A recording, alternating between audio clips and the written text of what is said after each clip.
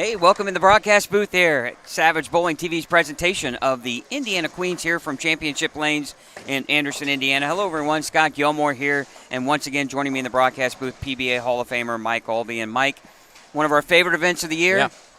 And now we're getting to the fun part, the top 16 bowling single game, double elimination match play. Nothing better than this. And again, the Queens always seems to deliver. Yeah, and I think you're going to see a lot of close matches. The scores were fairly low and took some great shot making just to get to this final 16. It took minus even. So I think we're going to see a lot of close matches, and those come down to the end, the 10th frame. So it'll be exciting. Notable players here in the top 16. Defending champion Tandis O'Neal. She snuck in at +8 in her qualifying round. And Shelby New, the 2020 champion, bowled really well, 257, 212, her back two games to get in as well at +30. So we'll look for those two. Two-time champion Alexis Carter also in the top 16. So should be a fun day. Our championship pair is 9 and 10, but our TV pairs are 5, 6, 9, 10, and then 13 through 16. So tons of action here. We hope you enjoyed today's broadcast of the Queens. In about 3.5 hours or so, Mike, we'll have our tiara placed on the head of the winner. So we appreciate you sticking around here with us this afternoon and watching the Queens right here on Savage Bowling TV.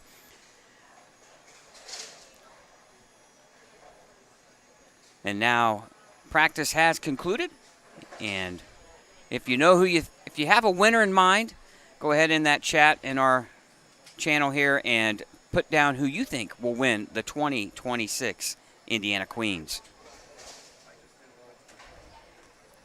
And while you're doing that, go ahead and hit that subscribe button and join our YouTube channel for all of the premier scratch events here in the state of Indiana and also all the Indiana high school events.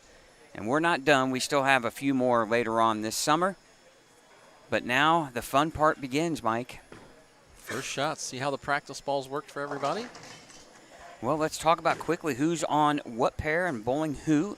Number 1 seed Melissa Millette will take on Jackie Rhoda, the 116 matchup. 9 and 10 has Tandis O'Neal and Taylor Ellison. Alexis Carter and Cammie Devine on 11 and 12. 5 seed Shelby New taking on Elizabeth Glazer on 7 and 8. Lakin Balser and Allie Clayton on 13 and 14. 15 and 16 Marissa Carey, Samantha Ward, the 314 battle. 17 and 18 has 7 seed Rachel Atkins taking on 10 seed Lisa Jones, and on 19 and 20 Abigail Dwyer taking on Kimberly Woodall, another past champion, Kimberly winning back in 2016. Tandis O'Neal with a great shot right there. Right. Well, and she talked about just getting in, right? And we talked about also during the squad, and you very familiar with the fact of qualifying can be kind of difficult, boring, whatever that may be, stressful. Getting into the match play, it's a totally different tournament. It is. Everybody's back to zero, and it's just about bowling your match and one-game match and move on. And you've got 2 chances to lose, so there is a fallback for a short bit. But yeah, the match play is very exciting, and some bowlers are better match play bowlers than others. Liz Glazer there with a 6 count on lane 8 off to the left side of your screen. Right now you're on 9 and 10 with Taylor Ellison taking on Tandis O'Neal. That should be a good one. Taylor Ellison has bowled well in this event, Mike, for a number of years and finds herself once again in match play. The Lafayette Jeff standout several years ago. Throw her first shot here on lane 9. A little wider angle here so we can show a little more lanes than what we have just other than 9 and 10. We'll tighten that up when we get down towards the finals. Trying to give you a little more action here from championship lanes. A couple of Lafayette bowlers, Mike, in the top 16. Allie Clayton. Yes. From Lafayette, moved to Florida, back to Lafayette. Back to Lafayette. But yeah, got in there and minus 26, I believe, but got in there. Like I said, the pins don't matter now except for whatever you bowl this one game. we see a lot of times, sometimes if you're the highest game, you're going to win. But sometimes the second highest game doesn't always win. I mean, you can be in the wrong timing. These games go by so fast, and you have to think that the ladies with a little more experience will have the advantage under the circumstances. Obviously, bowling on TV, it's 1 versus 1, a lot more pressure. You're not posting a score, you're bowling against your opponent. So players like Shelby New, Alexis Carter, Tandis O'Neal, ones that we've mentioned that have either won or have made deep advances into this bracket, have a little bit of advantage over those that are new to this format. Well, as well as who's the better spare shooters, because the scores, are going to be premium on scores, so on fill and frame. So spare shooting is going to be very, very important. We've seen some splits here early, so especially after amount of practice, I haven't seen a whole lot of people hitting the pocket. And we talked about spares being so critical, and as Cami Devine just missed a single pin spare off to our right, you just can't give away those easy ones. As Shelby New just shreds the rack, and she's coming off a 4-9 in the first shot, so she had a pretty good shot in the first frame, but and almost picked it up, but leaving 4-9, but comes back with another good shot. Liz Glazer back-to-back open frames to start her match, and Jacqueline Rhoda, another bowler, Mike, that has made some deep runs. She lost late in the tournament in 2022 when Erin Jones claimed the tiara, and her experience could be valuable here bowling Melissa Malott, who doesn't have a ton of match play experience in this event. Matter of fact, this is the first time I believe she has bowled this tournament.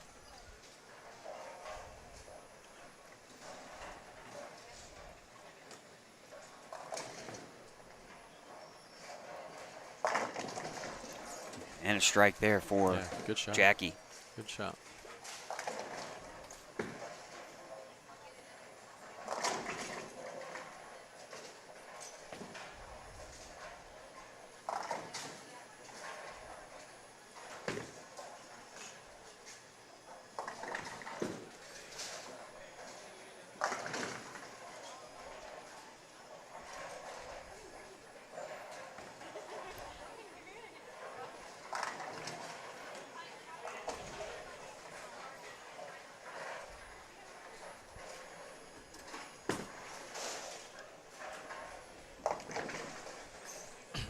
Looks like a fine line there.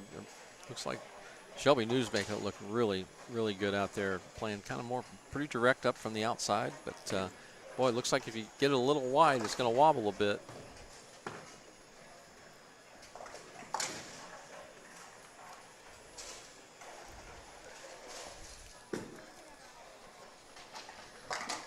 All right, I want to thank our sponsors, bringing you all of the action here from Championship Lanes. I want to thank Mike Alby's Arrowhead Bowl, A1 Automotive, Pinheads Entertainment, Victory Lane Pro Shops, the brands of Brunswick, and the Indiana State USBC.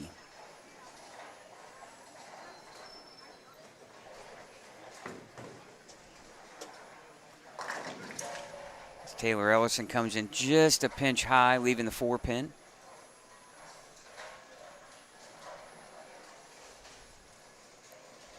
Yeah, you don't want to lose this first game. In the bracket, you lose the first one, then you go to the loser's bracket, and there is no break for you the rest of the time till the end if you're going to stay in it. Elizabeth Glazer gets the crossover.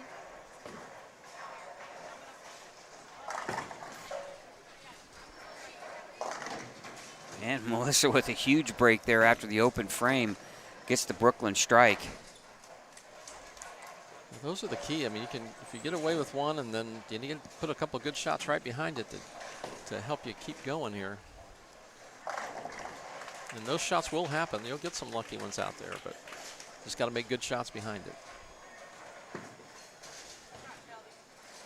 Shelby with a little half 10. There's, Mike, I was kind of surprised. There was not a lot of girls playing that real straight outside line. I agree, because I saw her play. I saw Shelby do that, and I thought, well, then all of a sudden you'd see people are kind of edging. Some of the girls are trying to edge out there, but they're not quite getting there. And then they're either missing the head pin or leaving that 210 variety. Taylor is out there. That one, obviously, she missed a yeah. little bit right. That'll tighten your swing up fast when all of a sudden you feel like you don't have anything away. Right. And you're watching Jacqueline Rhoda here, and she trying to play more of that inside line. Sometimes with the slow, loopier swing, we call that, it's hard for them to play a little bit straighter. They don't feel comfortable. But I feel like straight is great right now on this pattern. Well, I think it's going to keep you in play, around the head pin and the pocket, Shelby, I'm surprised Shelby News, a lot of ball speed from out there, but boy, she's making it look good. She's a great player, though. We've seen her do so well every year pretty much. Well, one thing is for sure, it took -30 to get in the cut, and that was Jacqueline Rhoda with that score. So what is that telling you? That's telling you that right now you can win with a high 180, low 190 game potentially. It's not like you have to shoot 240 to advance. No, and it wouldn't surprise me if Les might win a right. game. Exactly. So keeping the ball in play around the head pin is going to be crucial to your chances of winning this tournament. And even though you're lined up like Shelby New, first 4 shots were great, and then she gets one, leaks a little wide, and leaves the washout.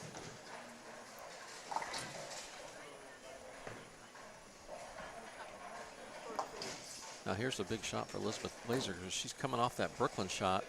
She's got a couple of opens on the board, but now she's close there with Shelby News. So this is a big shot on lane 8. Well, if you're Shelby, you don't want her just to have to mark to get back in a game. You want her to throw strikes. Yes. So that open frame, that was big, allows a little bit of life here for this Liz. is the halfway point of this match, so they're going to be pretty close to even.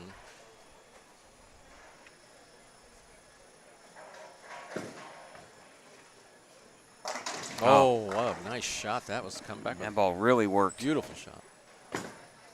Now your tournament leader, #1 seed, Melissa, with a great double there on 6. And that open frame there in the 4th frame for Jackie Rhoda. Yeah.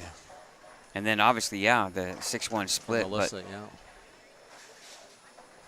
she's made up for that now with that double in the 5th frame. Yeah, I don't see anybody running away with any of their games as far as I can see, but we can't see the very far matches there. But everybody looks to be in contention halfway through the match. There's a double for Tandis O'Neill.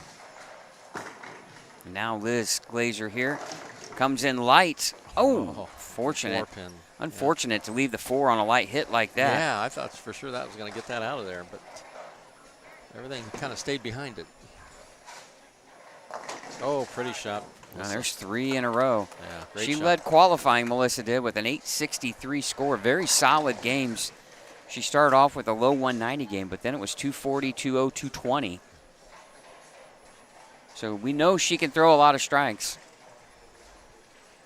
Yeah, there's 3 good ones right there. And Alexis Carter there with a spare 10-pin cover. And Alexis she has one of her normal games, just clean through 5. And, as a critical miss there by Liz Glazer. You just dig your way back into the game, and then those are frustrating, and you don't want to give Shelby no, any comfort. Chance, that was the halfway point, but There's a 2-4-5 for Jackie Rhoda. And Mike, I feel like she just has to figure out, she's got to keep her angles a little bit tighter there. Yeah, ball's just not quite, needs to start a little bit earlier on the lane, rolling up, and she'll be in an all right position. But that's going to be the kryptonite for Shelby right there. That ball tried to come back too. That ball tried to get there, but leaves the 210. But she's a good spare shooter.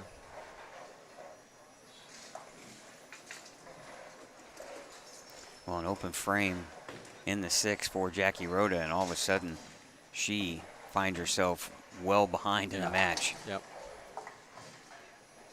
We keep saying it over and over again. These games go by quick. They do. They're already over halfway here.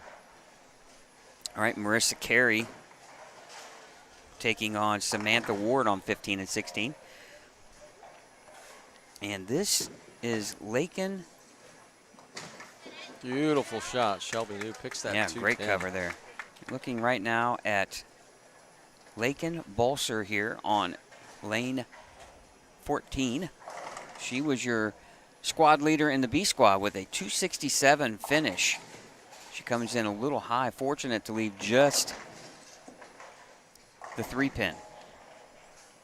She's taking on Lafayette bowler Allie Clayton, the 15 seed. This is the 2 and 15 seed here on 13 and 14. Off to your right was a great strike on 17 and 18. That is, I believe, that's 15 and 16. That was Samantha Ward there, who's bowling Marissa Carey. And Shelby comes right back to that great split conversion with a strike in the 7th. And it is in critical mode for Jackie Rhoda here. But then again, Mike, you're not done. Nope. You lose game 1, you just go to the elimination side of the bracket, and then you're on, as they say, somewhat life support, not necessary, because look what happened at the Masters. Ryan Burton loses his first match and wins the tournament. Yeah. The key there is you've got 3 frames to go and you're out like that. You want to make sure that you continue to try to get lined up and make good shots so you're ready for that next game. Oh, that did not come up. Melissa missing the head pin. 3 in right, a row, yeah, just did not Yeah. break. I thought it was going to start up and then it just kind of straightened out. Lakin Balser with a nice strike there. Now Allie Clayton, the 15 seed, minus 26. We thought maybe 5. I thought 2 or 3 under would get in. Ended up being 30 under. 30 under, yeah. A lot of up and down scores in qualifying, Mike. Somebody would shoot 221 one game, and their next game they shoot 160. So great field too. 164 bowlers, I believe, or yeah, in that range. Allie with a nice strike. We got a tight one there. Just a 1-pin lead for Allie Clayton. Now you're watching Marissa Carey here on 15.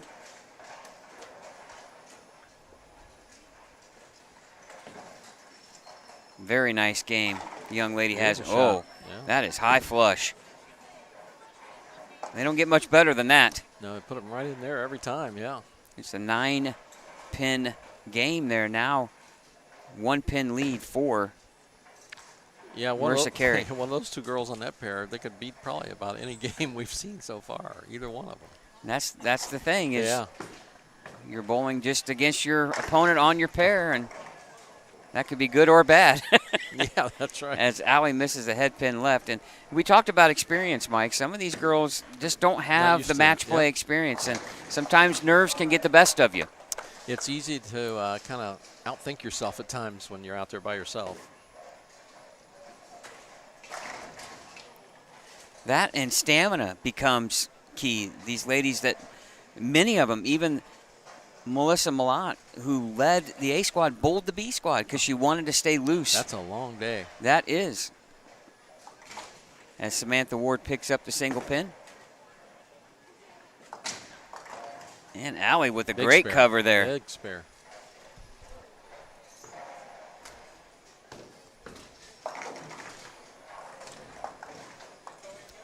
All right, you're watching 13 through 16 here on your screen. And we'll move the cameras around every so many shots to give you a look at everybody in the field, as many as we can.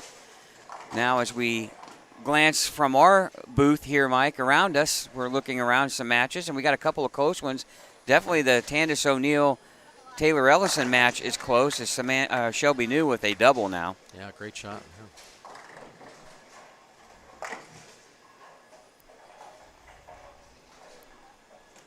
Taylor with the open in the 7th. All square now here against Tandis O'Neill.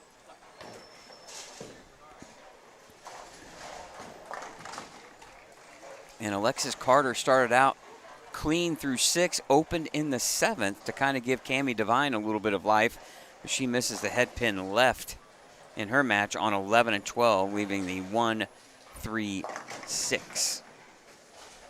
Well, match on 5 and 6 is pretty much done here as Melissa Malot's going to advance into the winners bracket, into round 2. They'll bowl 2 rounds. The winners will get a bye, as Taylor Ellison makes the spare. We're looking at, looks like maybe a 215 score here for Samantha Ward. So any kind of a good count spare for Marissa Carey, and she will advance. 215 would win like you said, Mike, that would win a bunch of matches. Yes. Ooh, oh. Almost a 7-10, just a 10. Any type of mark here, that will give Marissa the win. And an open frame for Lakin Balser, and now she's looking at the 3-6-10. Some tight matches going around here.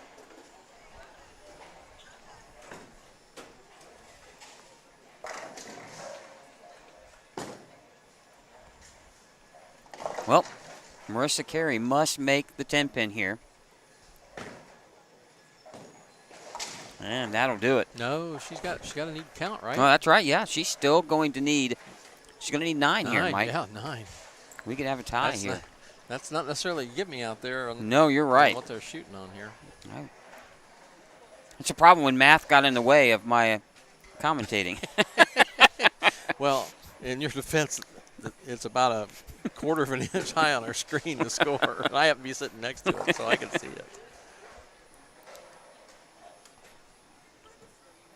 Yeah, here's her shot. Coming up. There she goes. Must have 9. 9 or more. That's right.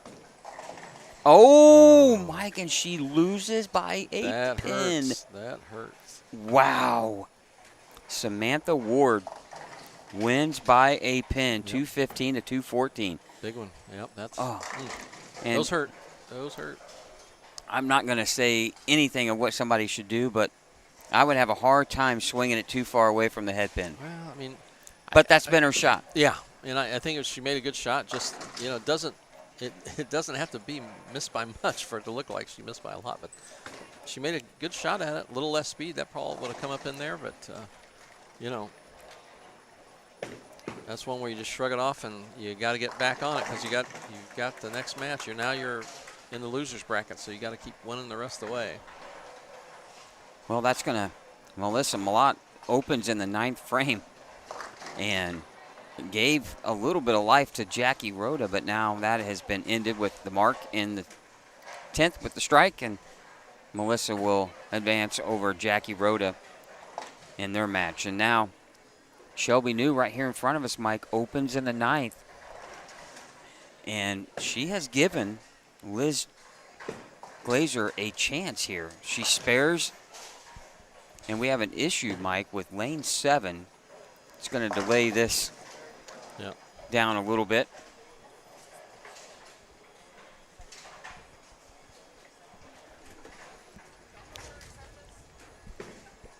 No, that was an easy fix, just a reset. Yep. Kind of weird.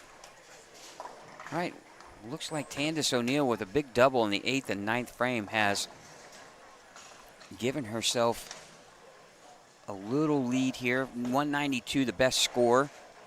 So any type of mark in the 10th frame, and Tandis will advance in her match.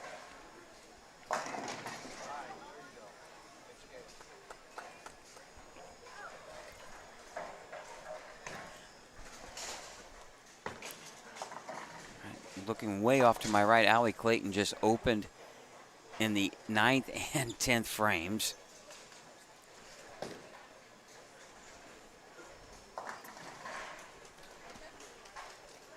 Looks like Alexis Carter is going to defeat Cammie Devine. Ooh. Boy, she had a chance, Mike. If Liz could have doubled in the 10th frame, that would have forced. Well, and she left a solid 8 on that frame, on that lane the last time up on the strike. So yeah, man, she's had some chances to get in there. But she's got to give herself a chance if she can pick this up and He's going to force Shelby to get a mark at least. That's no gimme on this pattern. No, not at all, as we've seen already. Man. But like we said, it's going to come down. A lot of them are going to come down to the 10th frame.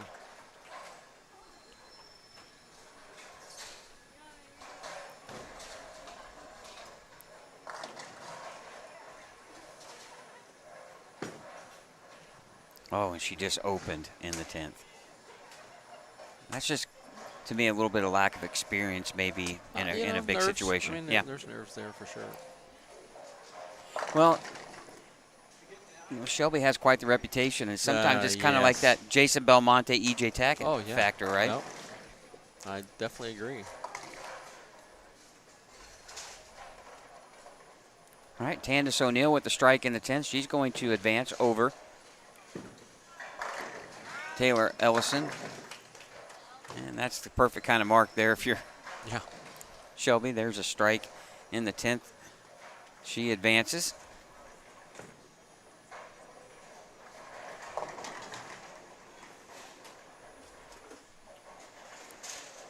Cammie with a double here in the 10th. She could shoot 181. That would force Alexis Carter to get a good count on her first ball and a spare.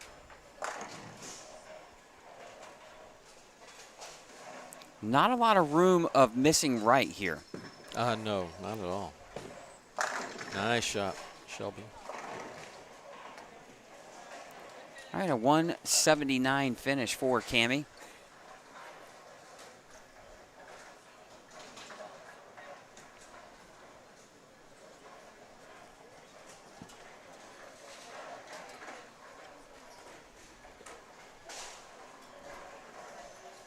All right, just a couple of matches left to finish here, and they'll move on to round number 2.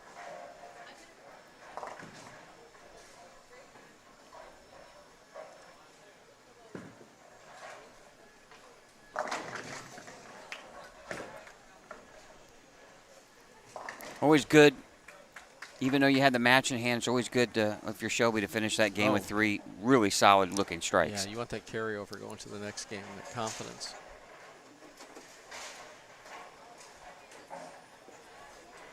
All right, Alexis Carter has to make the 6-10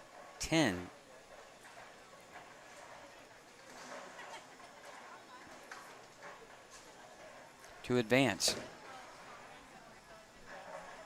And she does.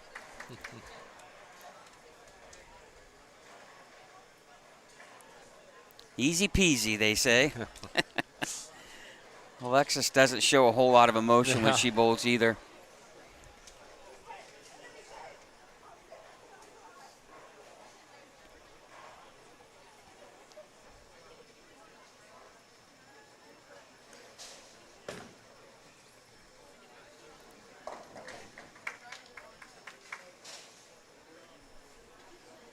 All right, that's going to wrap up round number 1. Bowlers will move on to their next pair, and once everybody's ready to go, we'll get round number 2 started. If you won, you'll stay on the left side and just work your way down. Once you get to your next starting lane for your next match, you guys are good to start.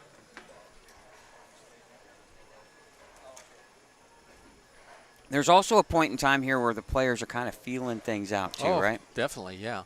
I mean, I think this first game is part of that process. You know, you get a little bit of practice, which you no longer get, now. But unless you're waiting on the side if you get a bye there.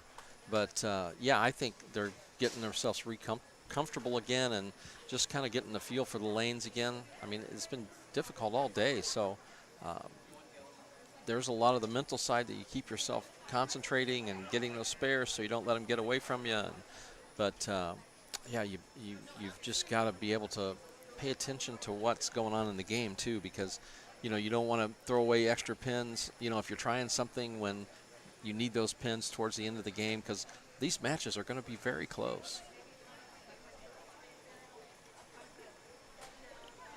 Boy, if you're Marissa Carey, when you needed 9 or more to get your first victory of match play in, and you throw 7, you lose by a pin, Now all of a sudden you're facing elimination the next game. That's got to be a tough Well, it's adjustment. tough not to keep that. It's tough not to keep that in your mind, especially now that you've got to run the table basically to get to the title match. So, yeah, it's very difficult to forget it, but that's exactly what you have to do. And you just take things one frame at a time. Once it's out of your hand, you can't change it, and you don't want to look too ahead. You want to just stick with what you're doing at that one time, that one frame at a time. It'll be interesting to see how she comes out with her first shot here. All right, Melissa Malott and Tandis O'Neill on 7 and 8. Liz Glazer and Cami Devine, an elimination match on 5 and 6.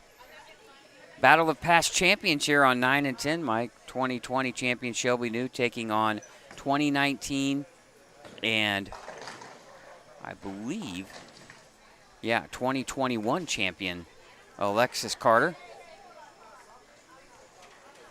Yeah, a couple matches in front of us. There's going to be 2 good bowlers going to the loser bracket after these matches. Jackie Rodo taking on Taylor Ellison on 11 and 12 in an elimination match. Looks like Marissa Carey is bowling on 13 and 14 in an elimination match. Here we go, round number 2 underway. Oh, and Alexis Carter right out of the gate with a 2-4-8-10.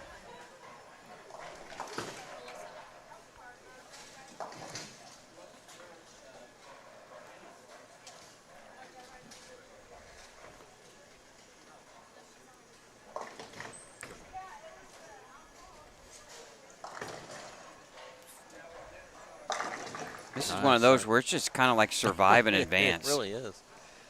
I mean, there's no safe place to play. It looks like there's, you can be lined up and you still can leave that 210 very easily.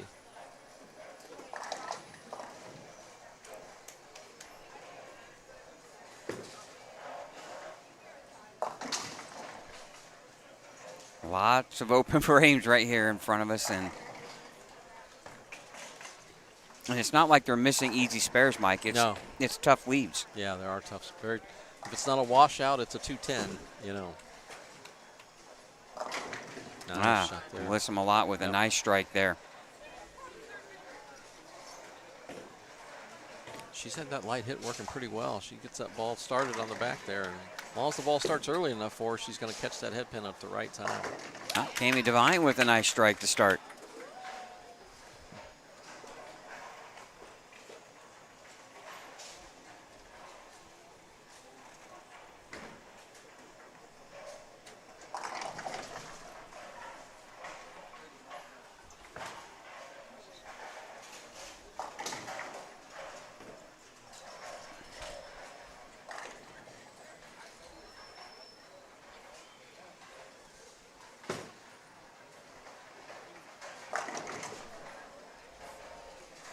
Solid 10 pin there for Melissa on 7. Yep, good shot. Oh, and Shelby New with a 10 back strike, and Cami Devine off to a great start, a double to start her match.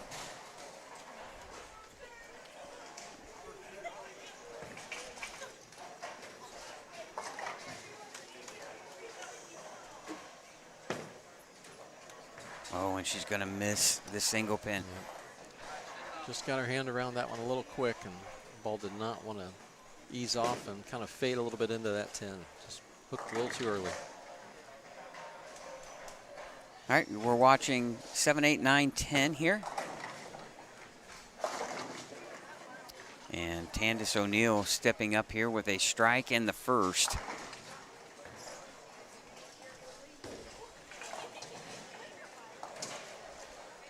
This is kind of one of those where I would give me 8 spares and a double, and I'll take my chances every game, right? Yeah, I agree with you. Yeah, I mean that might be a little 2-0 game, but I'm all right with it. Yeah, if you had to shoot 2-0, it'd be tough to see you losing 2 games. I would definitely take my chances. As Tandis, comes that was a back. Great shot. Yeah, no, that was a great shot.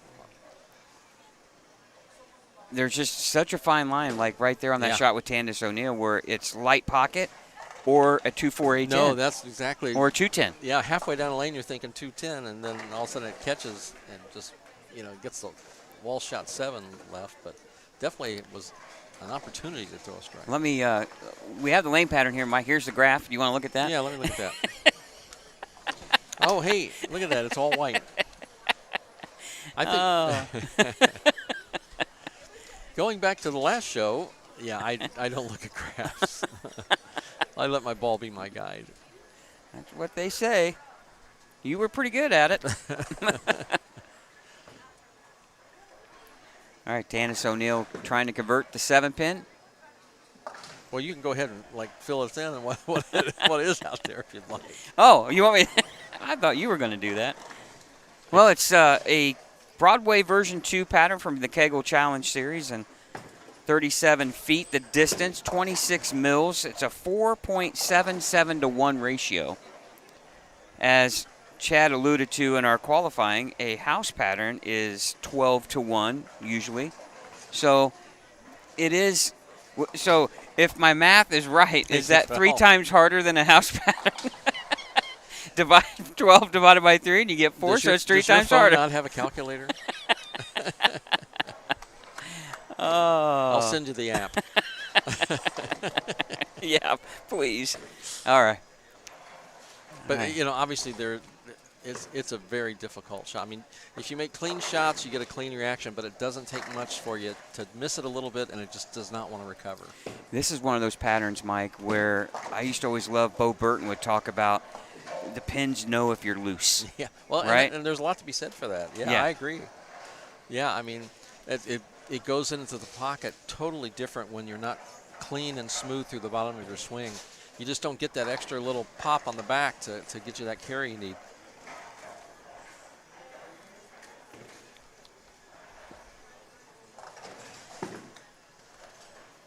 Great matches out there. We have Jeff Circle in the booth here, hanging out.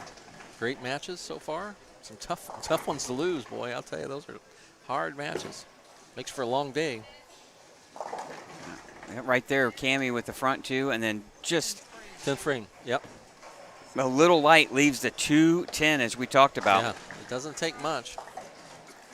All right, elimination rounds on 5 and 6 again. Cammy Devine, Elizabeth Glazer, and 11 and 12, Jackie Rhoda, Taylor Ellison. 13 and 14, Marissa Carey, Abigail Dwyer. 19 and 20, Lakin Balser and Rachel Atkins. Your winners bracket matches on 7 and 8, Melissa Millette, Candace O'Neill. 9 and 10, Alexis Carter, Shelby New, Allie Clayton, and Lisa Jones on 15 and 16. And way down on 17 and 18, Samantha Ward and your 2016 champion, Kimberly Woodall. And Shelby with the front 3, and then the slight mistake, the washout 1, 2, 10. And Cammy Devine, you might have heard that cheers in the background. Had that double 210, and she converted the 210. Great shot.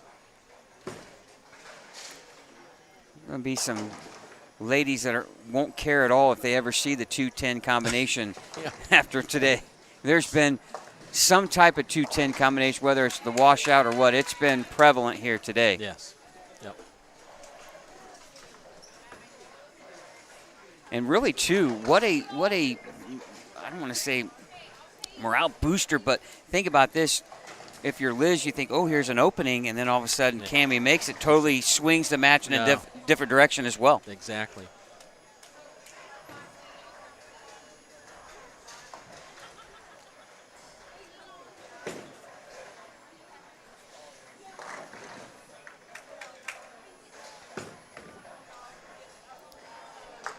Now here on 13 through 16, Allie Clayton just finished there. We have a nice little string here working. Yeah, very nice. On 13 and 14, this is a loser's bracket match, Marissa Carey and Abigail Dwyer. This is Abigail with the strike, 73 in the 4th, and she finds herself down 37, Mike. And she's clean through 5. Yeah.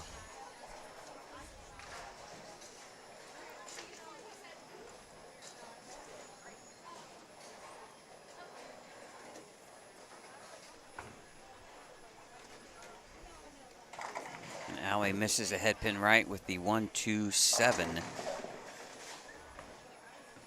And as we've seen, that's easy to do. Oh, a nice double there for Abigail.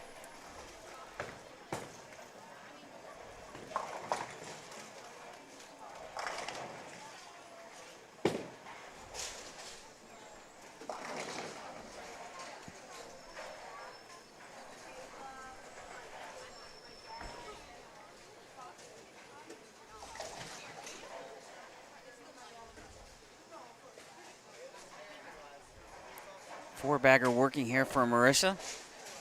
That is missed right, comes in light. Ooh, fortunate to leave just the 2-pin. Yeah, I was surprised that got the head pin. She had 4 in a row. She started that game with a 4-pin, so she's been right in the pocket.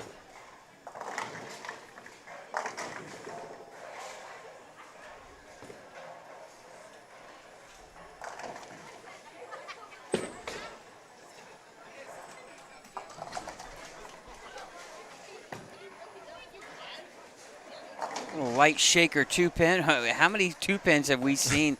Or versions of with it in the spare, right? What does that tell you, Mike? When a right-hander's constantly leaving a 2-pin, obviously coming in light, is that a combination of, one, probably missing right, but two, it's a ball that's just not reading the right part of the lane? Yeah, I think you want to try to find someone that's going to read it a little earlier so that you'll get the ball to break into the right point. But looks like it's difficult because if you get something that's going to break earlier, then you're in the wrong part of the lane and it's going to take you right high. So it's a really ball speed situation, and but you got to be somewhat direct and down the lane so you can get those good breaks. But as we found, we get a little farther out and there's a little bit of hang there. So you need to make good shots.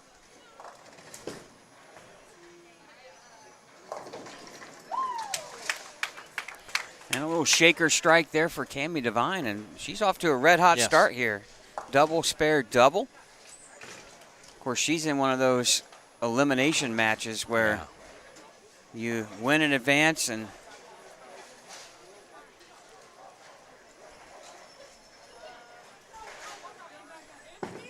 we're again here with Abigail Dwyer with the double. Oh, she misses the head pin left. And that's easy to do when you know you don't have a way or let the ball go to your right if you're a right-hander and it hangs. It's so easy to pull it back in there and make sure you hit the head pin, but didn't work out that time for Abigail. Well, Liz Glazer is at a point now where she's going to have to start striking. Cami now with 3 in a row here on lanes 5 and 6. Again, we're here on 13 and 14. This is Abigail Dwyer looking to keep the clean game going here at the 1-2-6. 1-3-6, excuse me. Good cover. Yeah, good spare.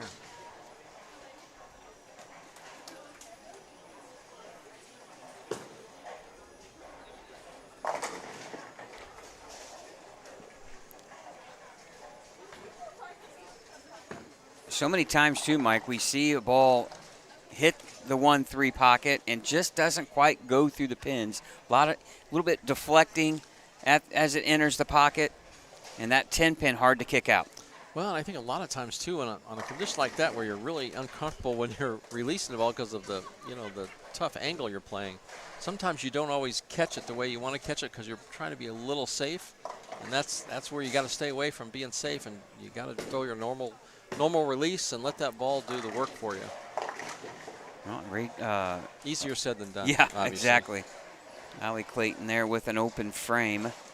You're looking at 13 and 14 here, the Abigail Dwyer and Marissa Carey elimination match. As we're scanning here on the pairs in front of us, looks like Tandis O'Neill in the lead over Melissa Malott here through 5. Melissa looking to convert to 6-10, and she does. And Alexis Carter now with a strike in the 6th, looking to make it a double. She's down 36 early here to Shelby New. Unfortunately, she had 2 single pin misses in that as well. Oh, and then comes in a little light pocket with a 5-7. Taylor Ellison with a big 4 and a critical time in her game in the 8th frame. She's in an elimination match. as well. She's taking on Jackie Rhoda, who has 114 in the 6 and the spare. So Taylor Ellison still with the lead.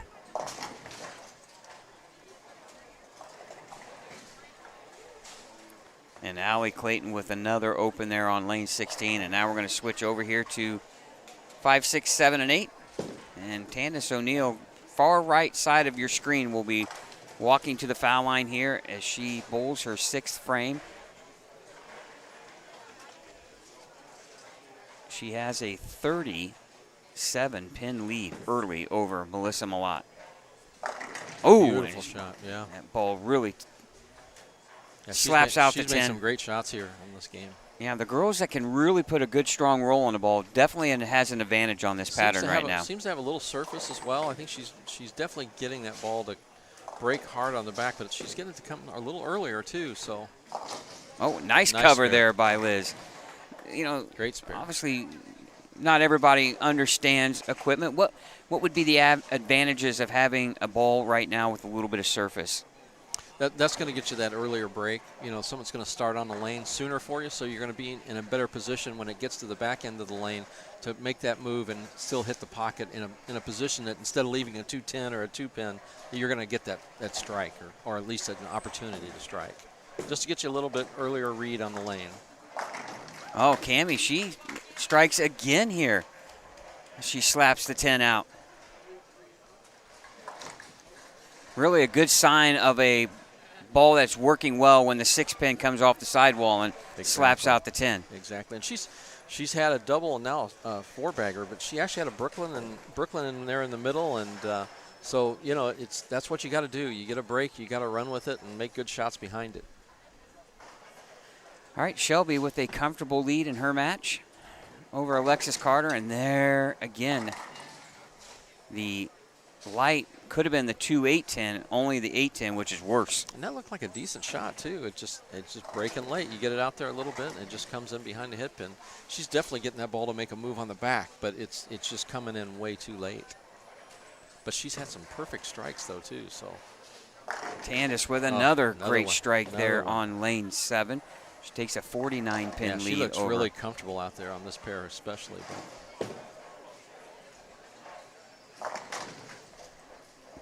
And Cammie with a little miss left, now leaving the 5-10 split. And she's in a little deeper, so you know it's like that. If you get it out in the right spot, you're good. But if you get it in, it's gonna break left.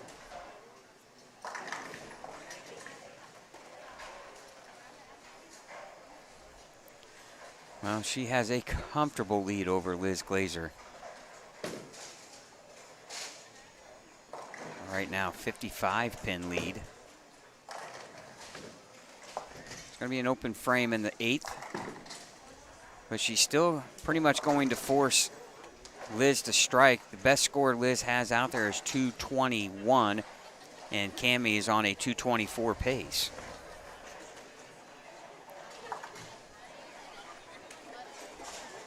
All right, Taylor Ellison with a mark in the 10th, 187 max score.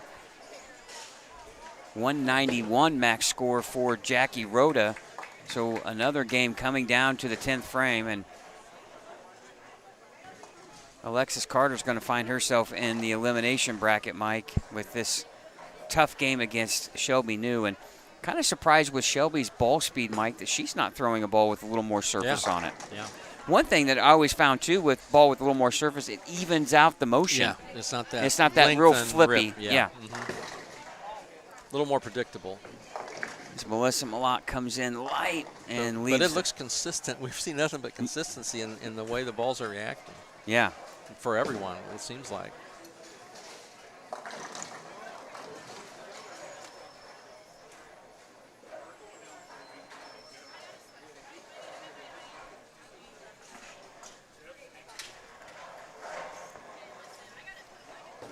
All right, Jackie needs it. Oh, she doesn't get it. And that's going to end her day here at the Queens.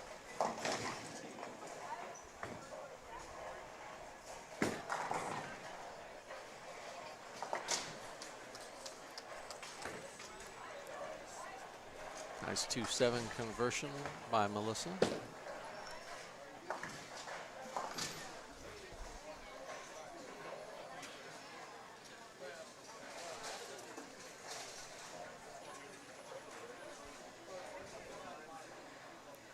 Well, that's going to end Nikki's or Liz's day here on lane 5.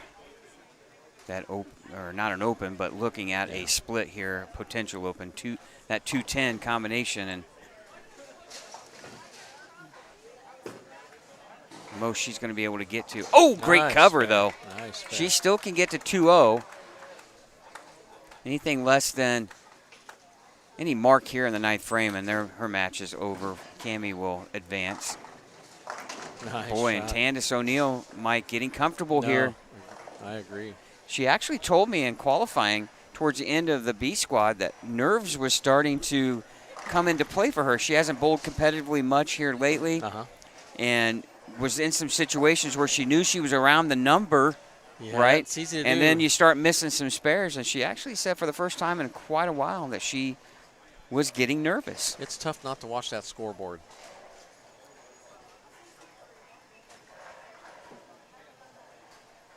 And again, we're watching these games, and anything around 200 has been a big game. Oh, yes, for sure.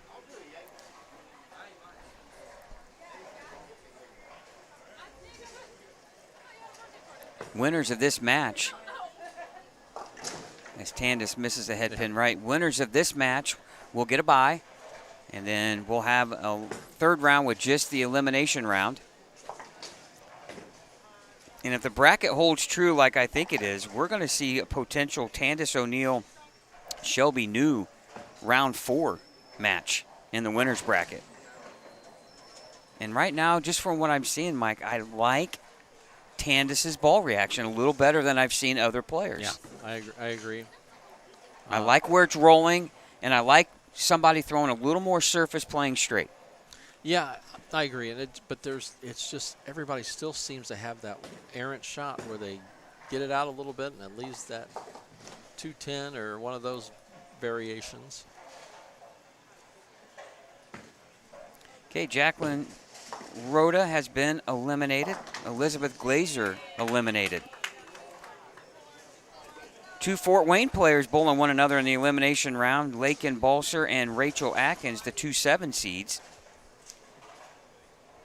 Trying to get an idea, too, from, it looks like Marissa Carey has advanced over Abigail Dwyer.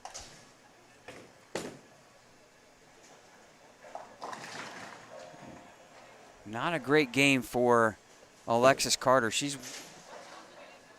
says, I'll prefer to get another look at 9 and 10 at the very end, right? The championship pair. Yeah. Right now, she's ready to move on to another pair. All right, as we look around, none of the matches are, I would say, pretty much everyone locked up in front of us. Why don't we go ahead and take a quick timeout, hang with us here. You're watching the Indiana Queens exclusively right here on Savage Bowling TV. Back with round number 3 after this short timeout.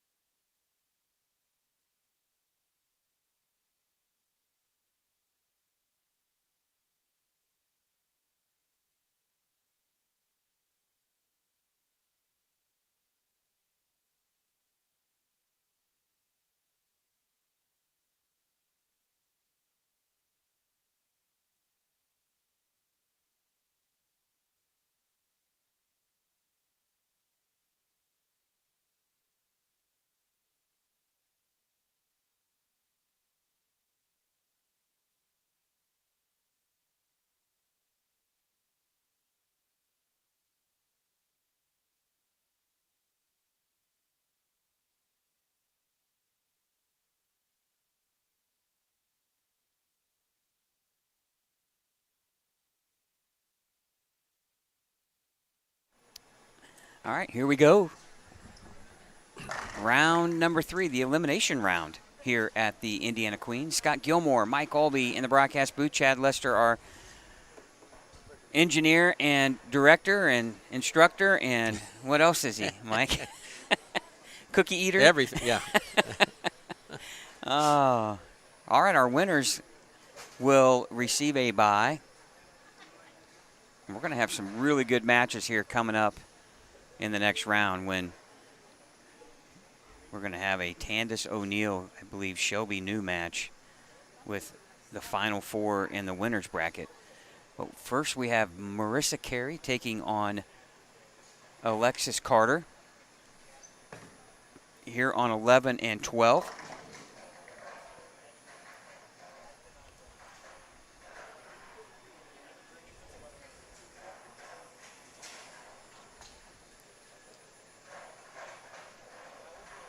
Looks like Allie Clayton advanced. Yeah.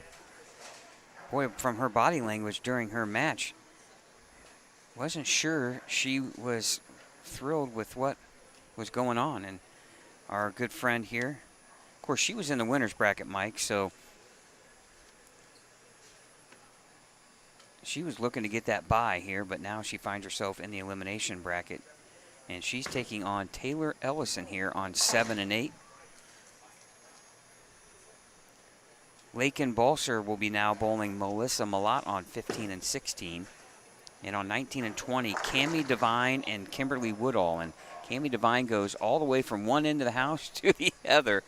And she was on 5 and 6 in the previous round, and now all the way down on the other end on 19 and 20.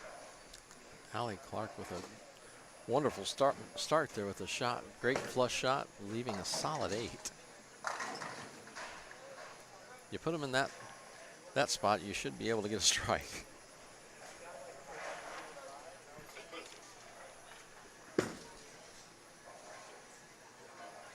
And Allie there with the spare conversion. Yep. Right now, spares are your friend. Yeah. That is for sure. Chad, I just want to let you know, Mike called you a cookie eater. No, he did We were not. talking about all your, your director, producer, engineer, cookie eater. And Mike threw that one out. Make sure you rewind that tape and you find out who actually said that. Throw me under the bus or the table here. Oh. Well, just to let you know, you weren't here, and these cookies from the bowler was delivered, and Scott said that you would probably be fighting me for these. So Wow. yeah, I'm just getting thrown under the Man. bus. I'm just getting thrown under the bus Yeah. everywhere. Yeah, this. but I love cookies. Wow, man. What do they say? Keep your friends close, but your enemies closer. I don't know what's working here. All right, Taylor Ellison here with a 2-pin. How many times? What's the over/under on 2-pin? We say the 2-pin right now. Man, It's up there, isn't it? You got to be 4 times a game. Your average. Everybody's averaging that.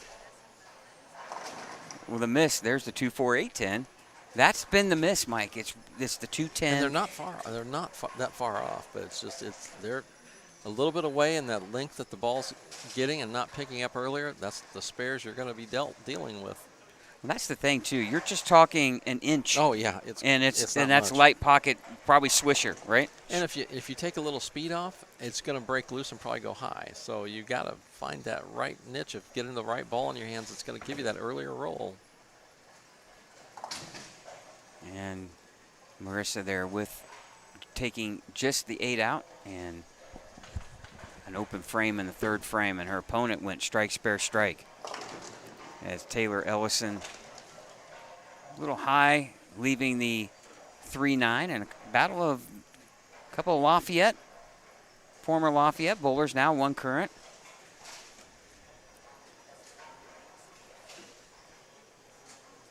Allie married to a former employee of Yes. yours, yeah. Austin. Yep. He's here Good guy. supporting He is Allie around. Yeah, he's around. as Marissa strikes there in the 4th. And Alexis Carter now with a early lead here of 15 pins, can make it 25 with the strike here in the 4th. As an open frame there from Taylor right here in front of us on 7 and 8. So just 4 matches right here in the elimination round.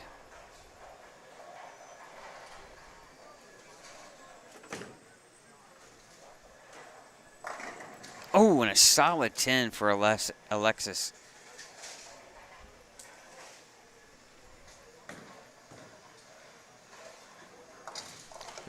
It's very difficult to get into a rhythm when you're not quite sure where the ball's going to end up when you let it go out of your hand.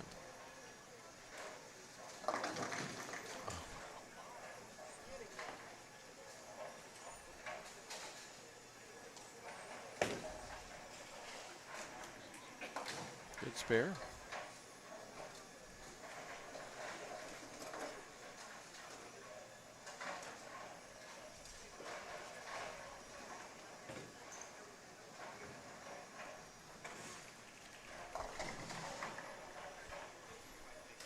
Of course, after this round, Mike, you're getting down to the final few rounds here. The pressure's going to build and mount after every round, as players will start to see just how close they are to the final match. As Alexis now leaves another 10-pin here in the 5th frame. Both players here in the Allie Clayton-Taylor Ellison match here have opened in the second, identical scores of 27 each.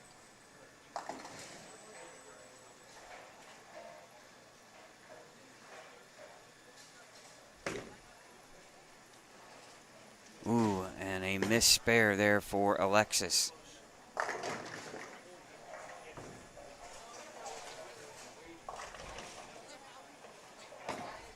Well, Kimberly Woodall, the 2016 champion, still alive. She's down bowling on 19 and 20 against Cammie Devine. Yeah, she's been down that in so far the first 2 matches. This 3rd match, I guess, so And we haven't seen her down here yet. And another 2-8-10 split for Marissa Carey. And Mike, that's been the key all day today, has been, is your misses leaving you something you can make? Pick up, yeah. Yeah, Marissa, she's actually, this is the first game she's had trouble with that.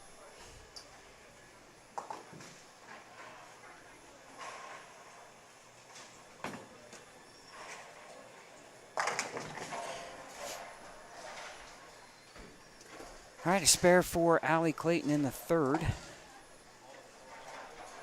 You're watching the Marissa Carey and Alexis Carter elimination match, and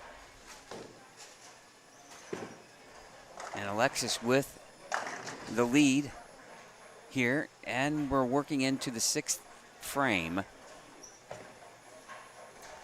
15-pin lead for Alexis, and Marissa Carey just cannot get. Mike, she's got the Army game going, left, right, left, right. Yeah. And you can see why after a couple of 2-10s, you see the move and it goes high. You can see why that happens. The arm swing just won't let you do it. Your brain won't let the arm go the correct direction.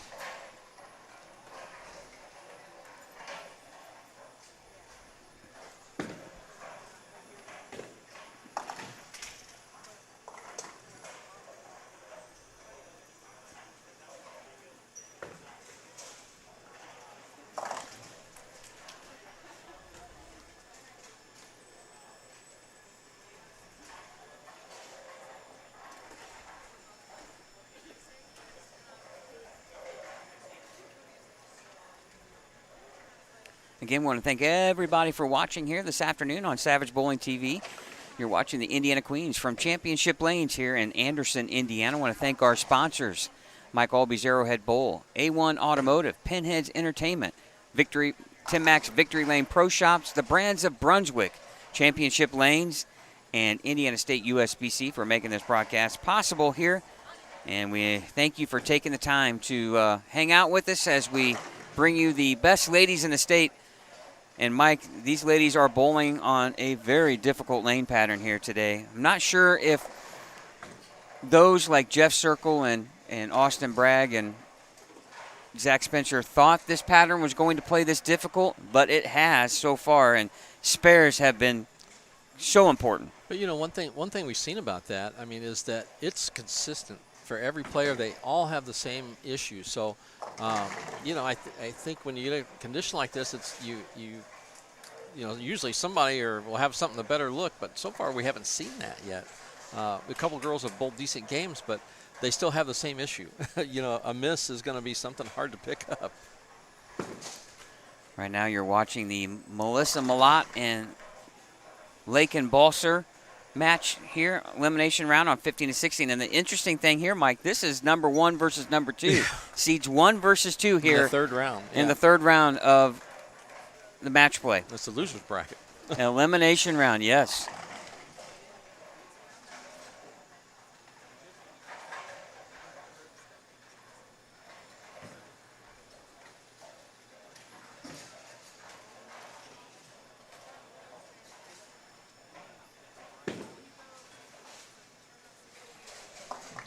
Oh, and Allie just enough to make the spare Just here gotta in front knock of him us. down. Yeah, Just exactly. gotta knock him Just got to down. touch him. That's all you got to do. Yep. I would say usually I have seen where you've touched it and it's wiggled a little bit, but yeah. But really, it's just been it's Beautiful just kind of a shot. grind and survive, right? And there's a big double there from Marissa Yeah, Carey two right after very nice shots. Two right very after nice Alexis doubles herself, Yeah. both after open frames. Now Lakin Balser here with a great cover.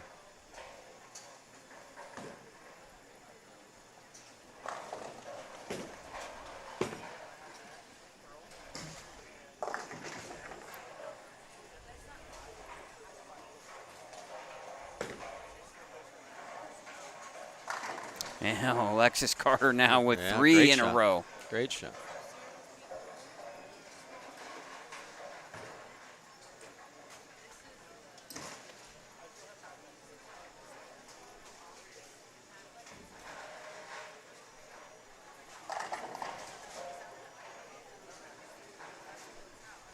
And a good strike there from Lakin. Now the 1 seed of the tournament here, Melissa Malott.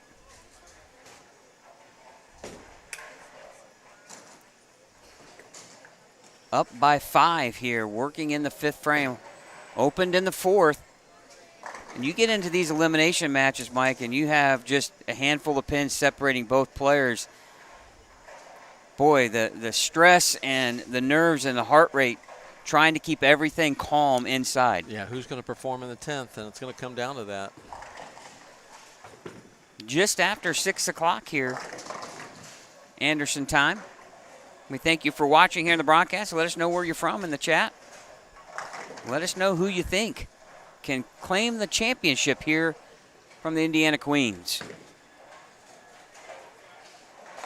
Also, want to give a big shout out here on the broadcast to a good friend of yours, Mike, quite the artist, drew us our caricature for our website.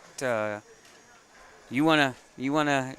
Sam is such a great guy, I've known Sam for, gosh, it's been probably 30-some years, I guess. He does great. They're Villarations. And, they're just wonderful pieces of art. And you can't. We were fortunate back in the days of LeMode Bolt, the LeMode shirts and pants and all that were sponsors to a lot of us. And if you were fortunate enough to win one of the tournaments and you were wearing LeMode, Sam would draw one of his caricatures for us. And I'm fortunate to have a couple. Mine have a hockey theme, and the other one is myself and my brother-in-law, which, Steve's 6'7", and I was, 5'7", so there's a little bit of a difference in that. But no, they're great. They're some of my cherished possessions. So that's kind of like Mutt and Jeff, right? If you remember Yeah, the oh, I cartoon do. Mutt and Jeff, Yeah. that's way beyond Back in the day, Yeah, yeah. we're talking 20s, teens and 20s. I'm not sure if you Googled it, it shows up. But yeah, Sam Villarreal, we love our drawing, and we're hoping to get some shirts done and maybe use some of that for our logos here in the future. And yeah, if you want something done, check out Sam. He's on Facebook, and you'll see his work. And we recommend that you get one done by Sam because they're really cool. All right, here we are, back half of this round here for a lot of these matches, and many of them are still up for grabs here.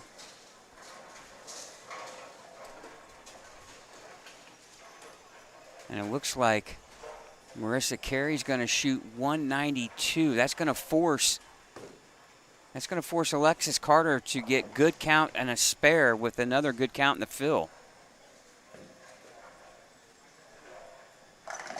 Big shot here on the fill for Marissa Carey. Oh, and a stone 9. What a great shot, though. Wow. 191. Looks like Alexis has 157 in the 8th with a spare in the 9th. 191 when she had two 10s. You know.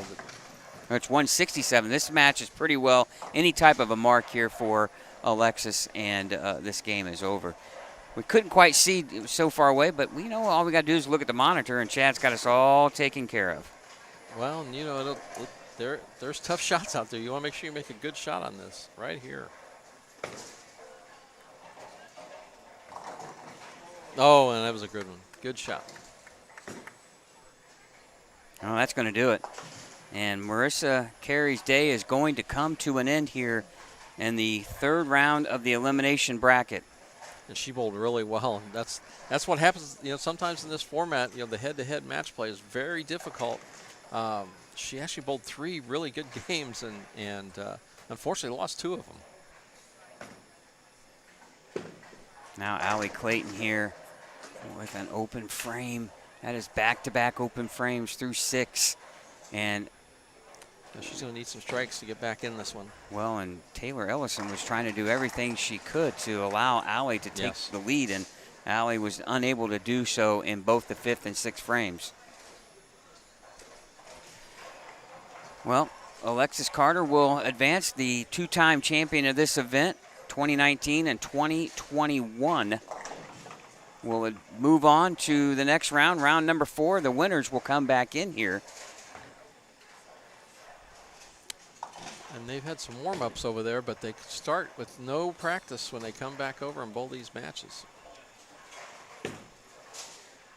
Well, Mike, a frustrating end to Marissa's day when really you look at the back half of the game and she had a 3-bagger in there with a couple of 9 counts, but those 2 8-10 splits was her undoing in this tournament. Yeah, whoever can find a look that they've got, but whatever, when they miss by that little bit to the right and they leave that 2-10, if they can find something that will get them out of that issue and trouble, they're gonna walk away with it here at the end.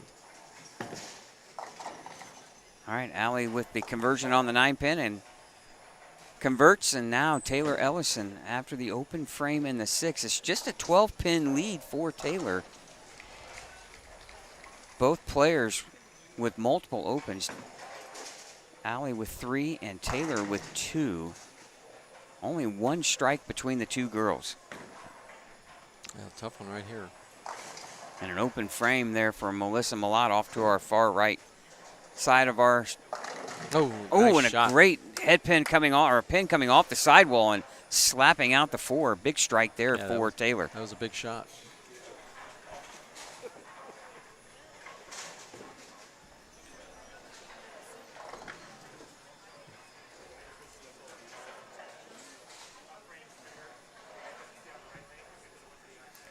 All right, 8th frame. What makes this round so hard, Mike, is you're done when if you don't win. Yeah. Having that it's undefeated. Very sudden. Yeah. Very yes. sudden. Here we go. Big shot here in the 9th or 8th frame for Taylor. Oh, and it comes in high in a 6, 7, 10 split. There's just no safe place to play. I don't think. You miss a little out, and it's a 2-10. You miss a hair in, and then it's a 6, 7, 10. Yeah. It's like I said, if somebody ever can find that happy medium to where you can get away from some of those shots one way or the other, then that would give you a little more looser swing, and then you're throwing enough strikes to shoot 2 teens every game. But those opens are really bringing the scores down a bit. All right, there's important to get 2 there. 2 is 4 on the strike, and 120 in the 8th. That's still going to force Allie to throw some strikes, Mike, to get back into this match or take the lead.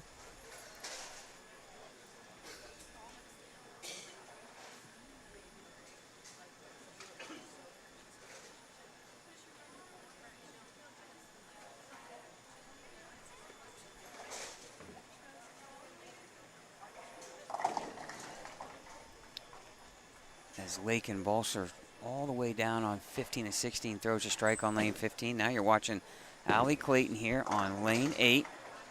Ball change, yep. Good ball change there. High flush strike. Judging by her footwork there at the end, I'm guessing she's still kind of battling a little bit of a tacky approach. Looks very apprehensive going Yeah. up there, yeah. Boy, and you know how that is. When you don't have your When feet you have your underneath feet, you. yeah. That's the worst feeling in the world, Yes. whether it's slick, stick, either way. It's just very uncomfortable to have confidence to just let that ball out there comfortably. Yeah, well, we have enough doubt in our mind. Yeah, usually Sometimes, you're looking right? for a place to land. All right. All right, here we go. She can take the lead here with a strike in the 9th. Oh, and it comes in high, and she Pays leaves for it. a 4-7-10. And, Mike, this is just one of those where It's a battle of you attrition. can't wait to get to Yeah. the 10th frame and hope you have more marks than they do and one Yeah. more pin, right? Yep.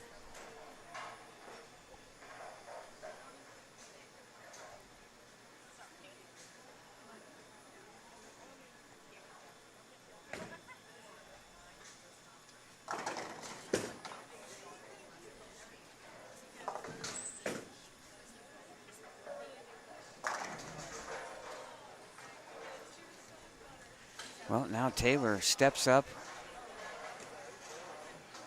in the 9th frame, leading by 12.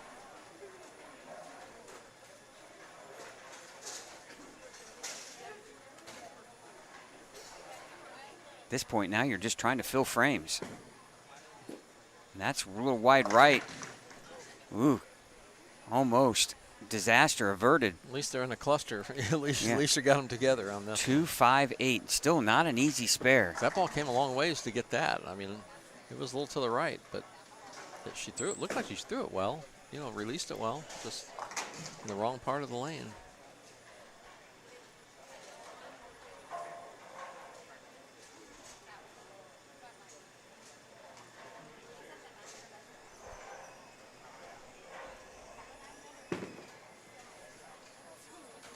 Oh, in an open frame, Mike. And we're just talking a one-pin game now.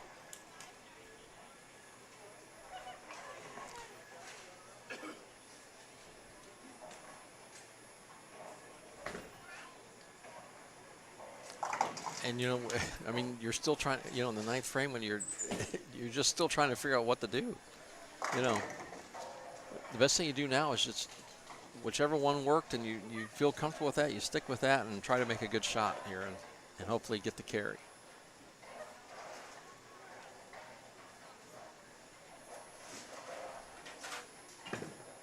It's direct. And she get a That's leg? crossover. Oh, she gets a break. Yep, it's the crossover. At this point, I think you don't care. Oh no, you're running that. I'm running those out. But she leaves the table open to you know, to her opponent if she doesn't throw the double here.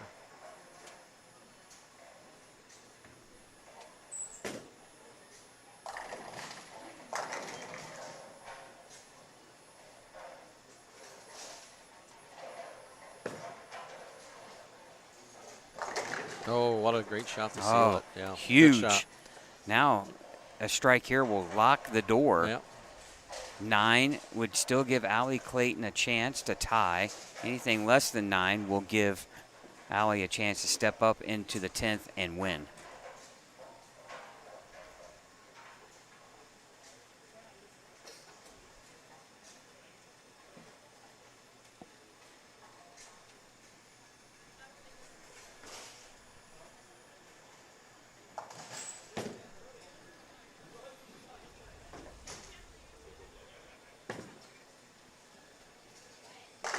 Oh, and that last will two do shots, yeah. Took advantage, Mike, of the break in the Yeah. with the Brooklyn strike, but then threw two back-to-back Yeah, solid two shots. great shots. Two great shots. All right, that's going to end Allie Clayton's event here in the round of 3 elimination round. That's a big lift for Taylor too. You've seen bowlers get that finish like that and then just take off. Great finish.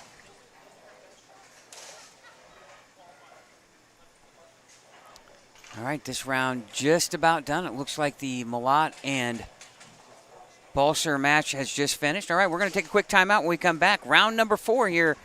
You're watching the Queens on Savage Bowling TV. Back for more right after this.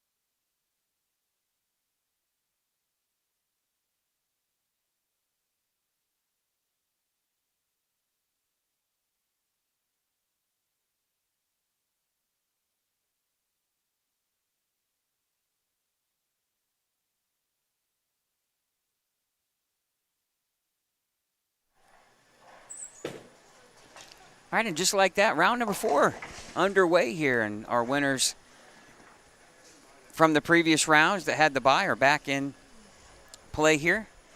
And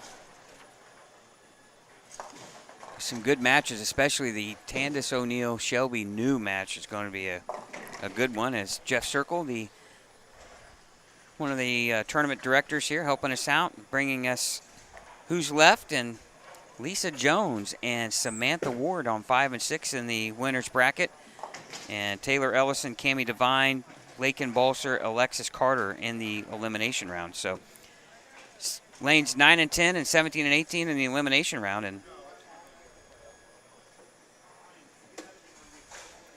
as Kimberly Woodall, our 2016 champion, eliminated in the last round. And so far, Mike, we have 3 past champions left, and that is Tandis O'Neill and Shelby New, who are bowling each other in this winner's bracket round, and Alexis Carter, your 2-time champion, still alive.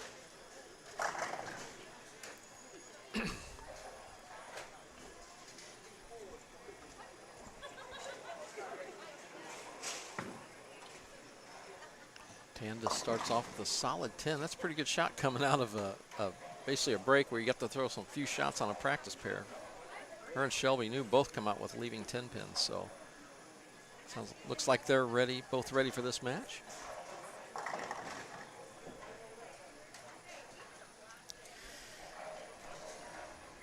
Well, we have a little errant shot here for Samantha Ward on her first shot in the gutter.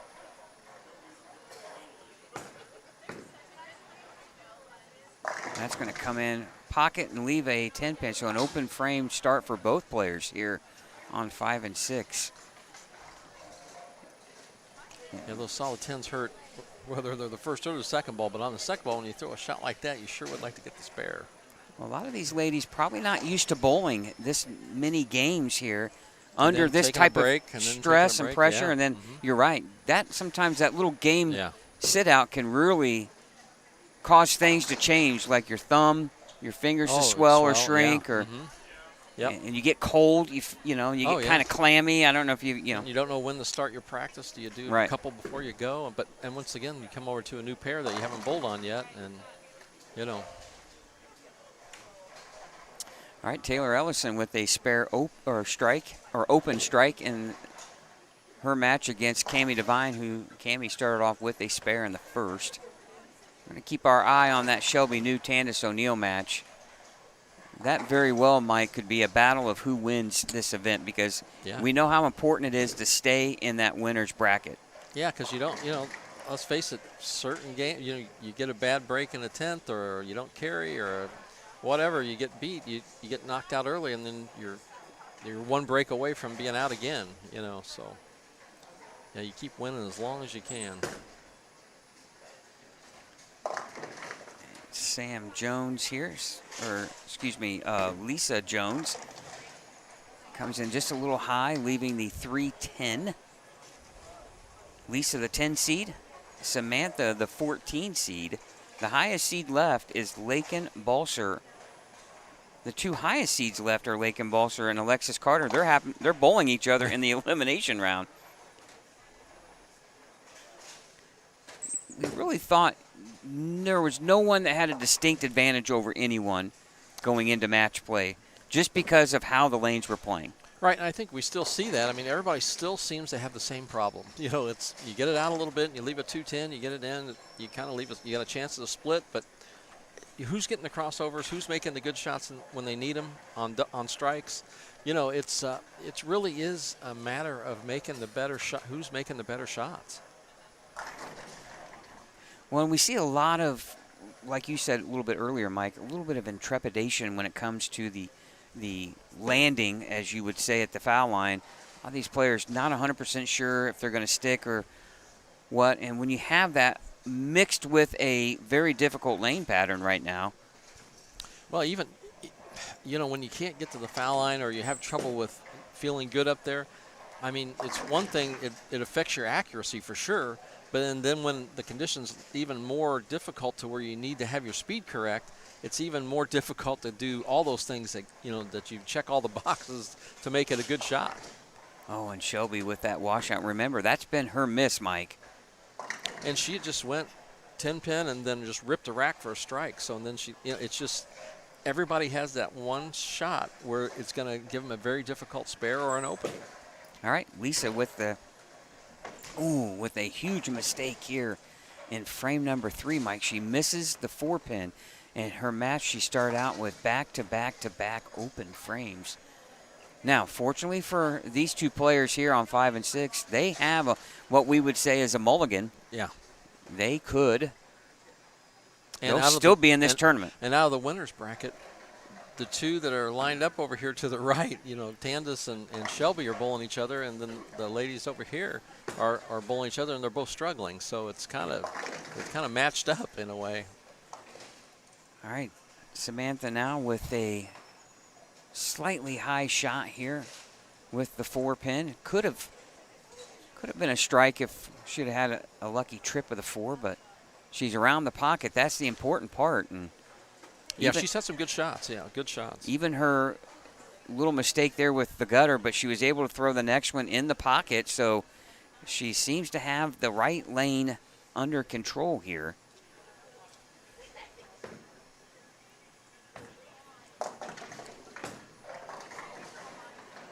And the problem has been for almost every player today is keeping out of trouble. It's the mistakes. I was going to say the misses, and I felt like Elmer Fudd there for a minute. But the mistakes or the misses have been a major split. And it's a lot of overcorrection. You know, you get it a little wide, and it wants to, you know, not quite make it back, or it's going a little farther down the lane when it breaks sharp and late. And then you overcorrect by helping it, and then you have opportunities to leave something, you know, a 4-6, big 4, those varieties, you know.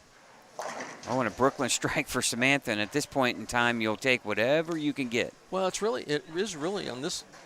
It's really kind of an interesting condition. I think it really is bringing out the shot making. Who's going to make the best shots when they need it, and when they get a break, who makes a good shot the next time to, you know, maybe get you a double off of a Brooklyn. And then again, it's spare shooting. I think it's no different than the men right now, in my opinion, Mike. I think the ladies with the higher rev rate are going to have a distinct advantage on this pattern, only because they can open up a little bit, the lane a little bit more. They would have a little more as long as they give it that room. Right. You know. Can that be in Tandis O'Neill's or Shelby New's advantage? That's where I say this match here on 13 and 14 is huge for two reasons. One, you want to stay in that winner's bracket, right? You Yes. don't want to bowl, Oh, yeah. you know, extensive amount of games to get to the title match. But then again, if you are in the title match, you have to be beaten twice. And on this pattern, could be quite the challenge. Yeah. Oh, yeah. You definitely want to get to that final spot. As Tandis shreds the rack. Good shot I there, yeah. still like throwing a ball with a little more surface on it. If Tandis O'Neill can just keep her angles in front of her, Mike, I think she has a very good chance to repeat as champion.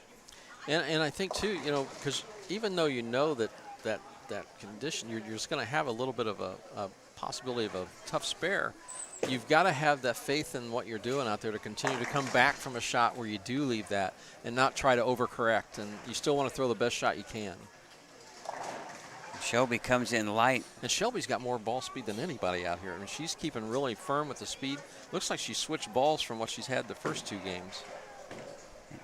It looks like she's throwing a little bit shiny, maybe a pearl-type cover, which, again, I would think, based on what I'm seeing, I'm not sure I like that decision. That's just me. I'm not out there bowling, though, either, so these ladies know what they're doing, and especially someone the caliber of Shelby knows exactly what she's doing. Especially here.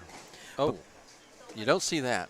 I've never seen that, I don't think. And she totally flagged Yeah, I don't think I've ever seen her do that. the 2-5 spare. Yeah.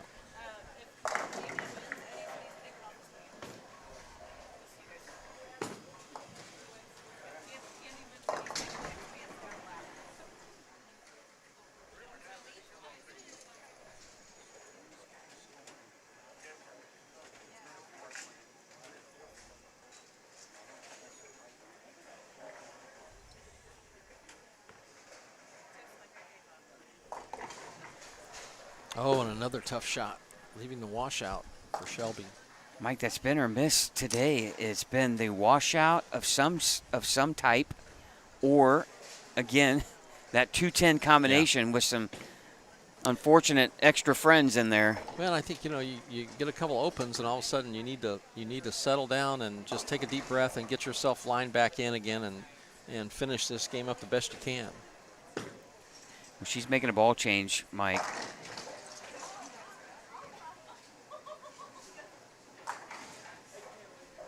I just feel like something with a little more surface, maybe even than that. Because here's one thing it's going to do. It's not going to read the back end crazy. It's going to smooth the back end a little bit more, but it's not going to give up anything in the fronts. Yeah, I agree with giving that a shot. And you may see her do that here before. If Tandis throws a couple of strikes here, or good shots, you might see that here before the end of the game. Shelby may try that, I'm sure.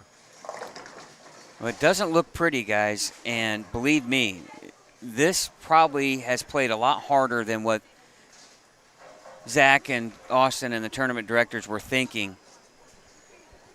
It's almost a 5-to-1 pattern. Usually those will play somewhat fairly, not easy, but you'll have multiple angles of attack. But even at that, I think it's probably one of the more fair conditions I've seen, just because Everybody's having the same there's issues. not one person that you see that you think, like, oh wow, they've got a better look than anybody. Right. You know, I agree. So I think that in that respect, it's great.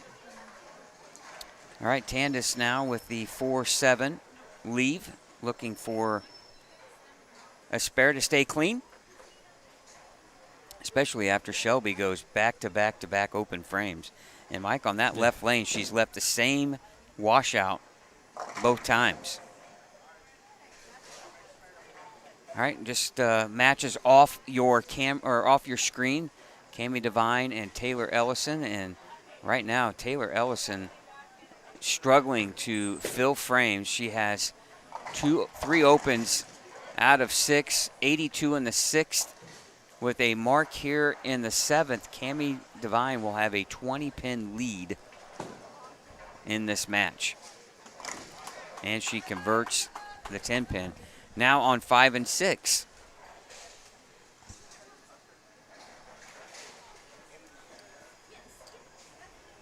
Now on 5 and 6, the Lisa Jones and Samantha Ward match as Lisa marks in the 7th, but she has 74 in the 6th. Right now with a spare in the 7th, Samantha would have a 34-pin lead. With a strike, she would have a 44-pin lead. So Samantha in full control of her match.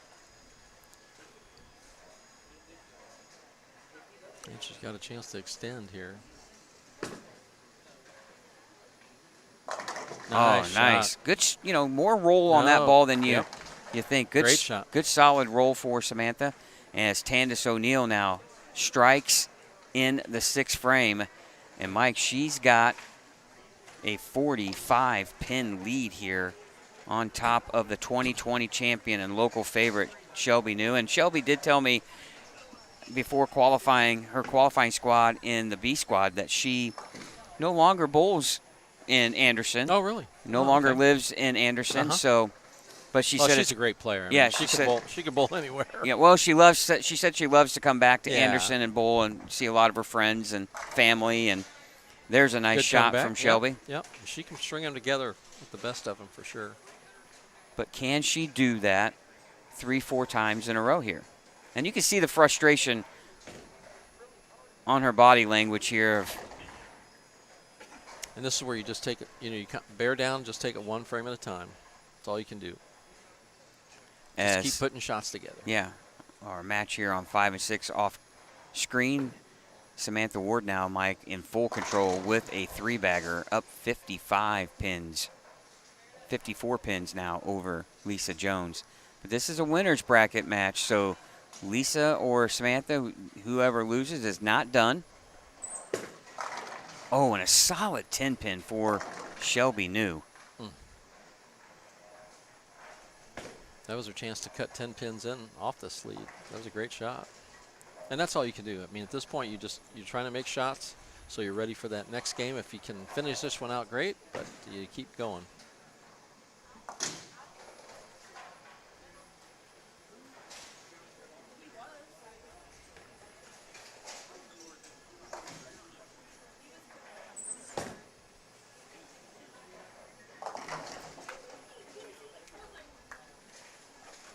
Boy, too, now if you're Tandis, you were fully expecting one of those nail biters right against Shelby, and right now you're up comfortably 35 in the match. You want to keep the pedal to the metal, as they say, right? And yeah, you don't want to come backwards here. You want to continue to make. It's hard to flip that switch on and off, so you want to keep it on and just keep doing your best and making the best shot you can. All right, when you think about it, just 8 bowlers left here. Half the field has been eliminated.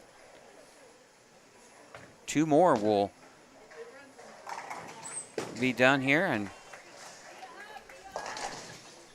Cami Devine looks well on her way to advancing here over Taylor Ellison. And I'll be honest with you, Mike, I think that's a little bit of an upset. And that's nothing against Cammie, but Well, Taylor left a solid 9 the last ball. She threw it great. You know, she can still strike out, though, and make it interesting.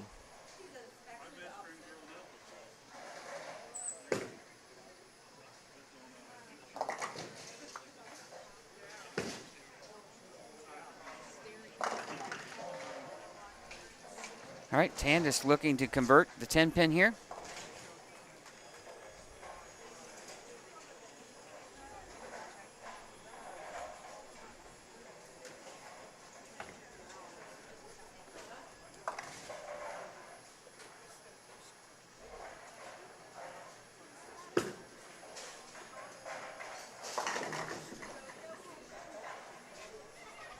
All right, match play round 3 here at the U.S. Open. Going to take a quick peek on our top 5 there, and that's Anthony Simonson still leading the way at plus 1590, but just 4 pins back is Chris Vi, and then just 39 pins back is Patrick Dombrowski. And it is getting tight at the U.S. Open. Andrew Anderson in the top 4. Timothy Foy Jr. 5th. And only, Mike, 65 pins now separate the top 5 guys. And it's becoming a 5-horse race Yeah, here. the rest of the field's kind of fallen back from 5th. 62 pins back in 6th is A.J. Johnson. And Tomas Kaiko in 7th at plus or 91 pins back. And after that, that's pretty much it, because you're getting to 130 pins back with only 5 games to go, and that's going to be awful tough to make up that difference. Unless that, you know, this week, look at Belmonte. He's bumping up there. He's been on a nice run, 3-0 in this round with games at 241, 218, and 268. E.J. Tackett in 14th, 2-1 in the round. 255 was his last match as a winner, but he is 347 pins back. And E.J. just unable to really get a consistent enough round together to where he could really put together solid games and win matches. And 2 10s with a win just is not going to make up any ground on the leaders. So again, and you look at those top 5, and Andrew Anderson's been bowling well the last couple of years. Anthony Simonson always bowls well in the majors, and Chris Vi is one of those major killers in a way too. He's a former U.S. Open champion, and so it should be a really interesting show as you have really the quiet guy of the group, Patrick Dombrowski from Parma, Ohio, in 3rd place. And Samantha Ward threw 6 in a row to almost end the game, leaving a 10-pin on the fill ball. She's shooting shot 237. Biggest game we've seen in match play so far. If you remember, she started out with that gutter ball in the first frame and ended up with 237 that game. So the highest score so far in match play. All right, Taylor Ellison here off screen has a 3-pin as a conversion, and that's going to force Cammie now to mark in the 10th, Mike, as she opened in the 9th. And right now it's all Tandis O'Neal in the Shelby New match. Have to get an idea, too. We're not sure what happened in that Lakin Balser Alexis Carter match on 17 and 18. Chad, maybe he can get us an update here. So Samantha Ward stays undefeated, Mike, and she's going to get another bye, I believe.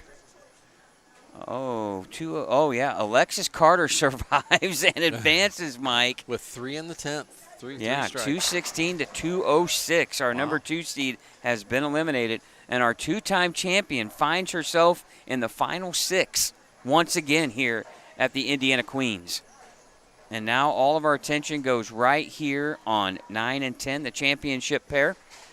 Cammie Devine must mark here in the 10th frame to advance. Oh, what that is the best mark you can get. Big smile on her face. Great shot. Yeah. That was 10 back. Man. Oh, that is great. What a clutch shot, and unfortunately for Taylor Ellison, her run at the Queens once again ends in dramatic fashion. She's made deep runs in this event, it seems like every year, and comes up short once again here in the 2026 Queens. Some good scores this round, though. All right, in the winner's bracket, all Samantha Ward, 237 to 124 over Lisa Jones. So Samantha Ward will stay in that winner's bracket, Mike, and she's one game away from bowling for the title. Definitely possible. Definitely possible. 168 to 159, Cammie Devine defeats Taylor Ellison in the elimination bracket. So Alexis Carter, Cammie Devine, Lisa Jones, and Shelby New will be in the elimination bracket in the next round. Two of those four ladies will be eliminated. So, wow, drama's building here, Mike, at the Indiana Queens. As we've seen, there's starting to be a few better scores this last round, but we obviously saw Cammie with the 160 to win. So it depends who you're bowling and how the breaks are going. I mean, everybody's still in this to win. So you just never know what can happen here in a one-game match. All right, we're going to come back with round number 5 here. You're watching the Indiana Queens on Savage Bowling TV.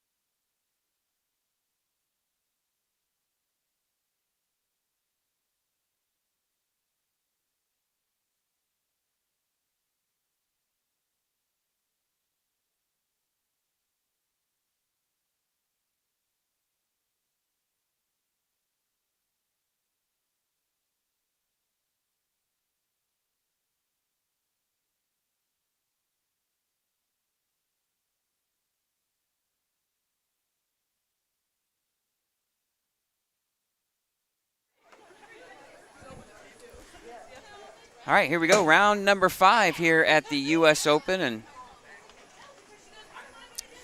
thank you very much. Here we are with our matches. The elimination round on 5 and 6. Shelby New, Cammie Devine, close friends here, Mike. Bowling head-to-head here at round 5. Only 6 ladies left on 13 and 14. Alexis Carter and Lisa Jones here on 13 and 14.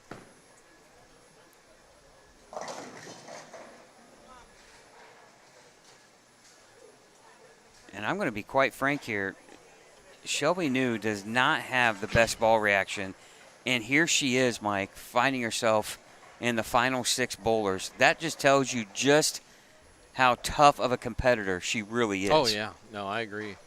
Yeah, she was, she just, just fell back. So she was already, undefeated, and now it's, now that you're really fighting for your life here in this round. So good spare, picking up the 2-8. So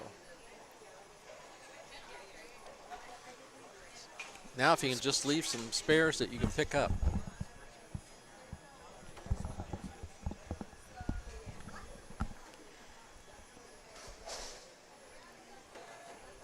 All right, Chad's going to go to work here. We're going to do a little split screen. We won't have your scores by lane talk, but this way we can show you both matches going on here as Cammie Devine with a strike, Mike, to start her match.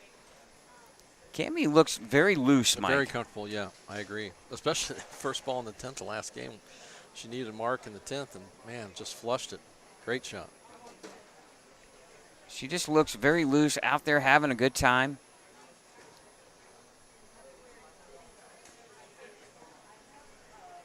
And now Alexis Carter here, working on a spare, left lane here on lane 13.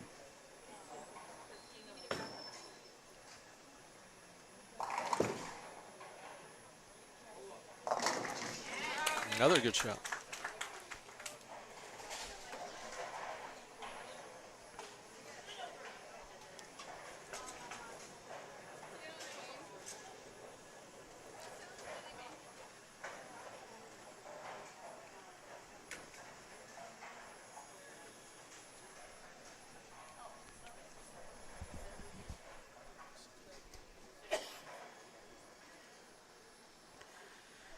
All right, a double for Cammie Devine to start her match off against Shelby New, and that's exactly the start she was looking for here.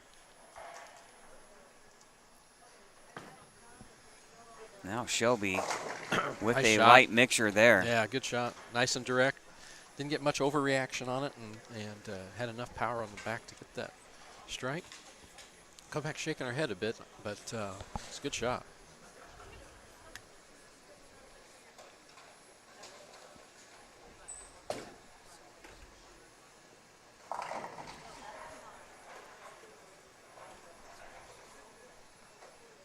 Oh, there we go. Look at that. Look at that. Our Look master. yeah. Master hey, over there, yes. Master absolutely. Chad. Now we'll see both matches here as Lisa Jones looking to convert the 6-10.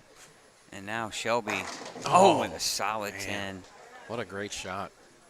And here too, Mike, there's no need to get frustrated anytime because you just never know what can happen here. Yeah, it can come back to you. That's the thing. Your opponent's not necessarily got an easy look either. So, but what a great shot that Shelby threw there. It was a solid 10. Well, we were talking about the U.S. Open that's going on here, so a lot of pressure at Woodland Bowl with a lot of pressure here at Championship Lanes, just a half an hour apart here from each other. And Chris Vi takes the lead with just 4 games to go, and Chris Vi now with 2 300 games in match play. But what's amazing is Anthony Simonson going from 1st to 4th. In 1 game. Yeah, that's how tight it is there. Pretty much a 5-horse race. Tomas Kaiko from Finland now 98 pins out in 6th, but still gonna need some big ones. Yeah, gonna need some big ones to catch up. Very tight. 11. Oh, what a shot. Yeah, what a shot. 11 pins separating 3 players, and then 37 separating 2nd and 3rd. And only 8 pins separating Chris Vi and Patrick Dombrowski at the top. And we talked about that before this round took place, Mike, that That's a $25,000 position there between first and second. Guaranteed 50 if you're first. Oh, right. Yes. You know, you're only guaranteed essentially that's more than that because third place pays 25,000. So yeah, I mean, but you could finish fourth very easy too. Yeah, exactly. As Cammie Devine, Mike, starts off with the front four. Wow. Shelby who? All right, that's what Yeah. that is what Cammie Devine is saying. Yeah, it says Samantha Ward, but that's Shelby New up there. Yeah. And Carter Alexis is bowling herself. Well, that's because that's because we have names already entered into the screen, and of course The scores are correct, though. yeah, you should really just only have A and B in there at that point, but Shelby switched back balls. Oh, to Mike, probably one she again. used earlier. Yeah, there's that 2-4-10. again, that ball reaction of hers, Mike, when she's missed at all a little right, she's paid full penalty. Yeah, and the other ball, which she hit the pocket really well with, didn't care. You know, left a couple solid 10s, so big shot here, trying to pick this spare and stay close. Give it a run. Oh. All right, open frame now in the fourth, and when your opponent has the front four, Well, yeah. you've You got to get lined up. It's not fast. good, right? Yeah, no, you've got to. Yeah. Really, if there's ever a time if you need to try something different, now is the time.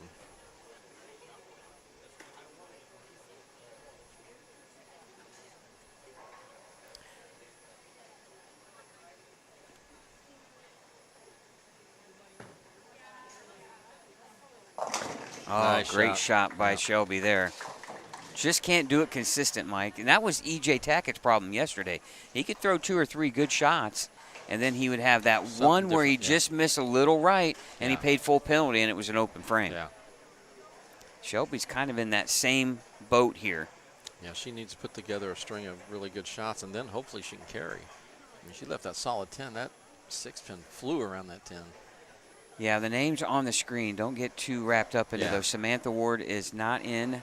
That is Oh, Shelby another good News. shot. And 5 in a row, Mike, Yeah, great shots. for Cammie.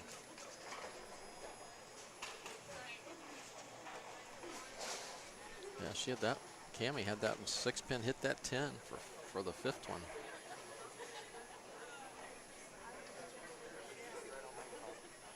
You're right, though. She's very comfortable, very relaxed, Cammie Devine.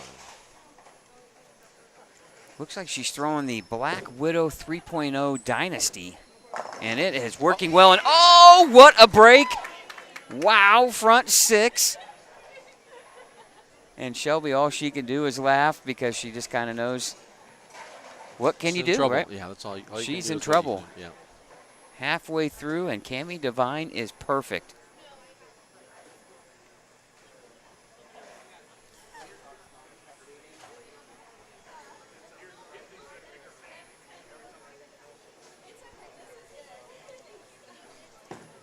Now Shelby New looking to double at least. And Mike, That again, looked like a good shot, I thought, but just faded off in the back.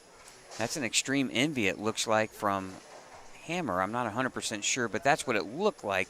But again, her ball just not reading the mid part of the lane on the it right was headed lane. in the right spot, and then it just kind of tailed a little bit, faded back a bit. But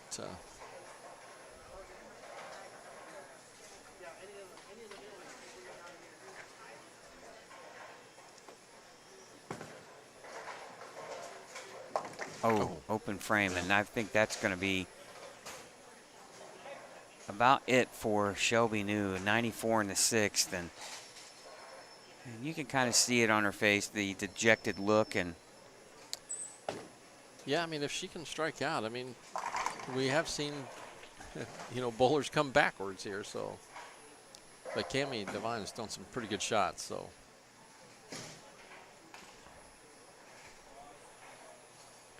we're having a little bit of issue here now with lane talk, so bear with us here. I would not worry about the scores that you see on the screen yet. Right now, we can give you an update. Shelby with the 10-pin here. Cammie Devine with the front 6 strikes. And now a spare for Shelby. Right now we're trying to see what's going on in that match on 13 and 14.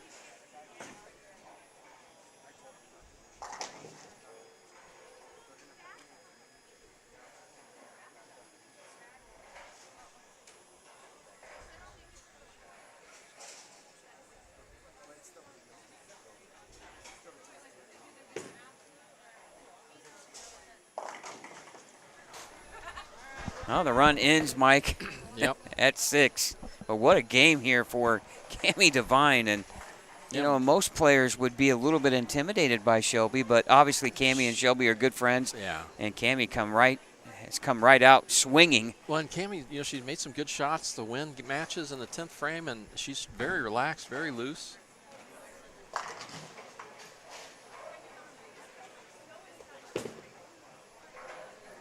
All right, we're going to head over here to the Alexis Carter, Lisa Jones match, as the Cammie Devine and Shelby New match pretty well decided, even with the open frame there by Cammie in the 7th, Mike. 177, 204 the max score for Shelby if she were to strike out. So really, if Cammie got 8 or 9 pins a frame, even with no marks, she's going to win that match. Yeah, she's got enough.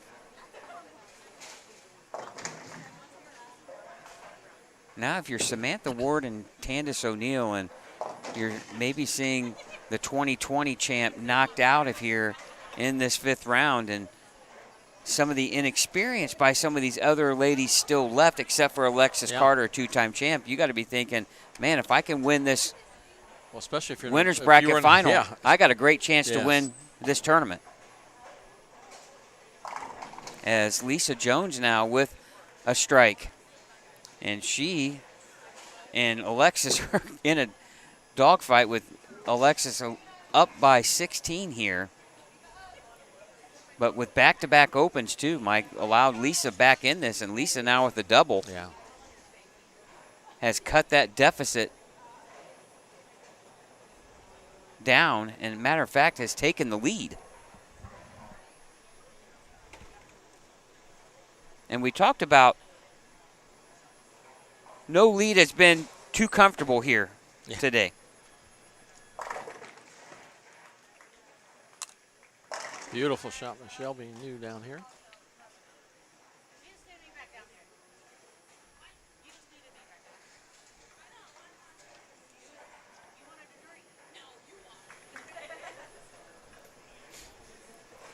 Just after 7 o'clock here, championship lanes, Indiana Queens down to the final few rounds, Mike. Matter of fact, the next round we'll have one of our title contenders as the winner of the next match in the winner's bracket will be in that championship match. Want to thank our sponsors once again: Pinheads Entertainment, Timax Victory Lane Pro Shops, Mike Alby's Arrowhead Bowl, Championship Lanes, A1 Automotive, the Brands of Brunswick, and the Indiana State USBC. And again, right there, Mike, off camera here, Shelby New with just one little miss, it seems like, and the ball just doesn't want to pick up in the right spot, and almost left another 210. Yeah, didn't miss by much at all. It just not recovering early enough to keep her in play to have strikes instead of opens. Big shot here for Alexis Carter. Oh, 3-bagger. She answers Lisa Jones's 3-bagger with one of her own, and we have one heck of a match. Great shots. All of them have been good. Both the strings are great shots.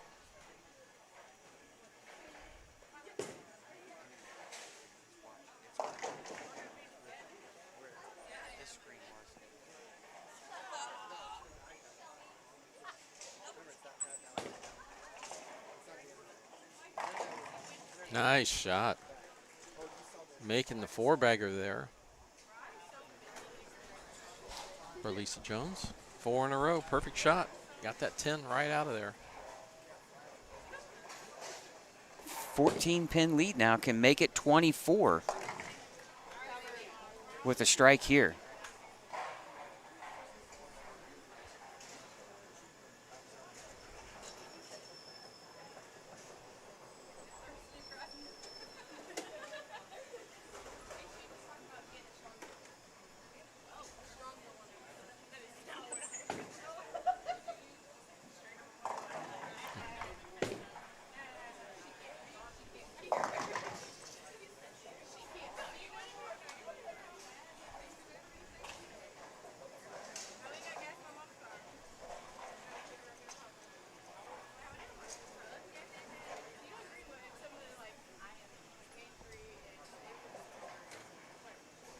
Well, a big conversion here late in this game, 9th frame.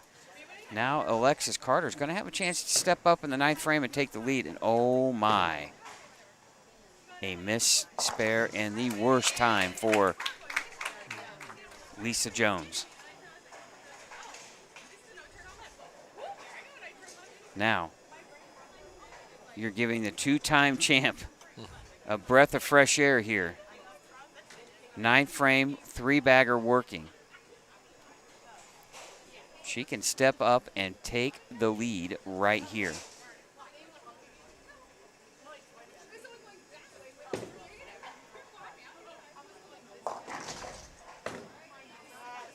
She didn't like her footing, Mike. She dropped that.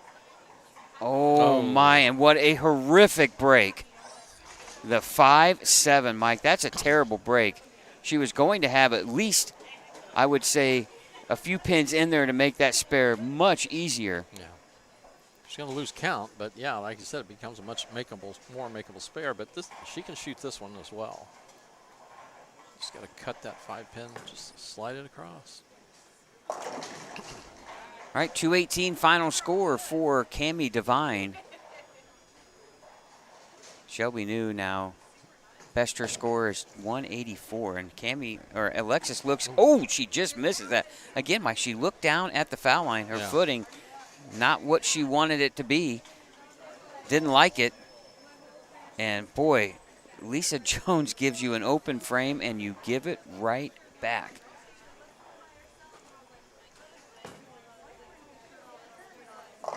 Need 14 pins separate going into the 10th. Well, if you're Alexis Carter, 2 critical shots here in the 10th frame with an opportunity to force your opponent to mark in the 10th. And that's wide right. And that's a bucket. Best she could shoot is 175 with a spare here and a strike in the fill. Really, Mike, Lisa Jones would just need 7 pins and 2 shots. Yeah. I'm going to say, unfortunately, the run is going to end for our 2-time champion, and Alexis Carter is going to come up short for her bid as a 3-time champion of the Queens. Once again, though, Mike, she proves that she's a threat when she walks in the building. She's a very good match player, obviously. Well, a great demeanor. Nothing seems to bother her. Always smiling and enjoying what she's doing, and that'll go a long way in a lot of these tournaments. Yeah. Especially the match play ones. Yep.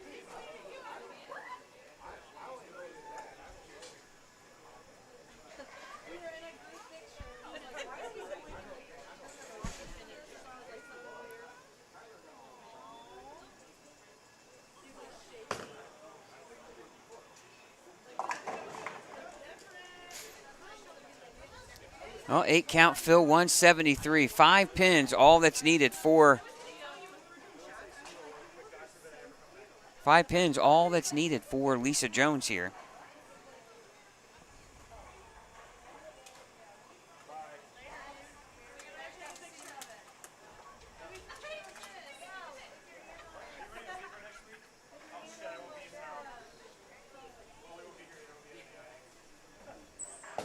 That's going to be a winner. I say anything at the head pin is A-okay at that point. That's enough, yep. All right, 9 pin, that's enough. Lisa Jones will advance on to round number 6. When we come back, we'll have the finals of the winner's bracket. Whoever wins between Tandis O'Neal and Samantha Ward will be one step closer to winning the Indiana Queens. Let's find out who's going to take home the title here. You're watching the Indiana Queens on Savage Bowling TV.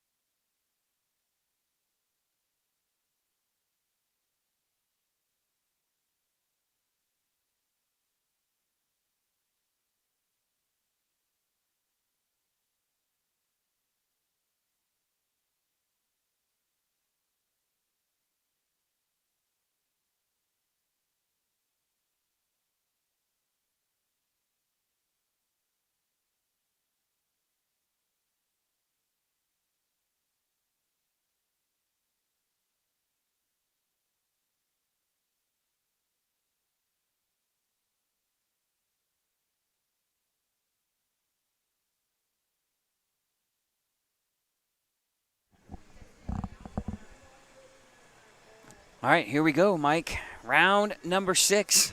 Samantha Ward and Tandis O'Neal. Tandis O'Neal, Mike, a threat to win back-to-back queens. And she is one match away from getting in the title match. She's bowled well so far. Oh. And the announcer, Jinx, strikes again. Oh, hey, she'd already thrown that ball. All right, Lisa Jones will be taking on Cammie Devine here.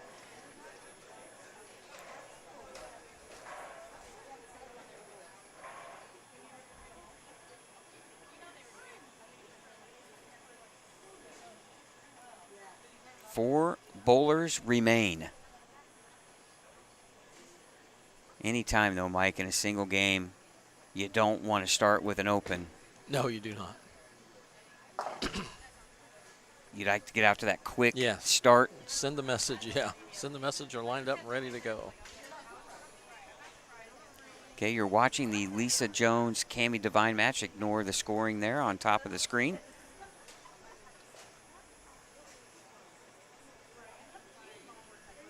Quick check in here at the open.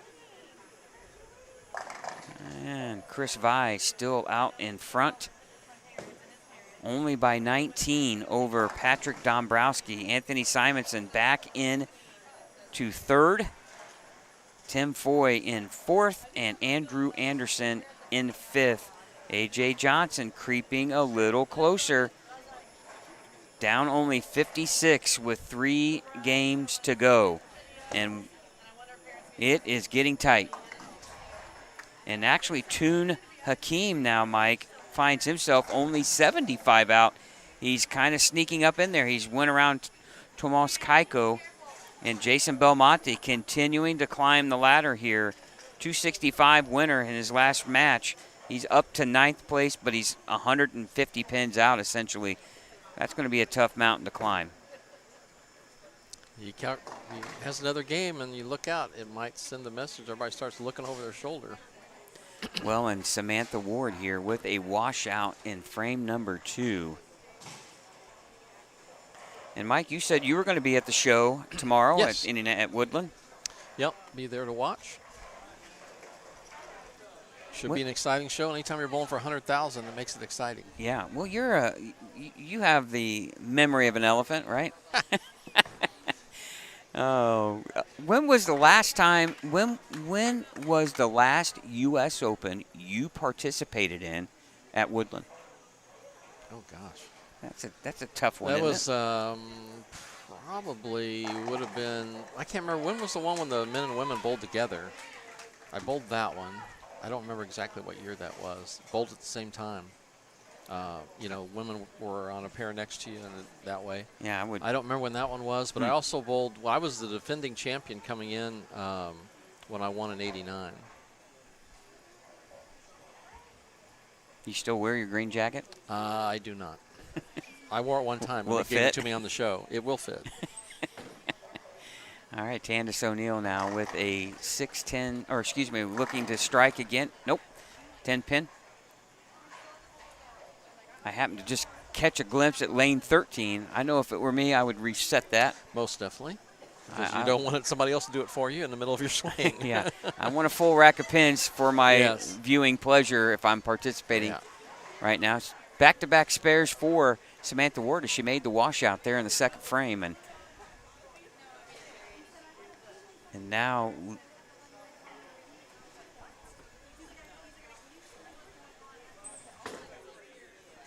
Tandis looking to convert the 10 pin here.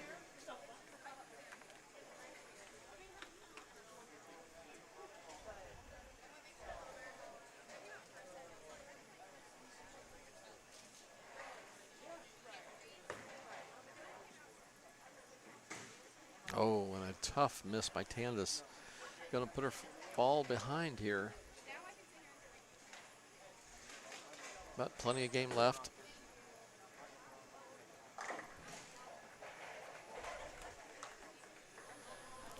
Boy, what a big mistake there by Tandis Tough O'Neal, miss. Mike. Yeah, tough miss.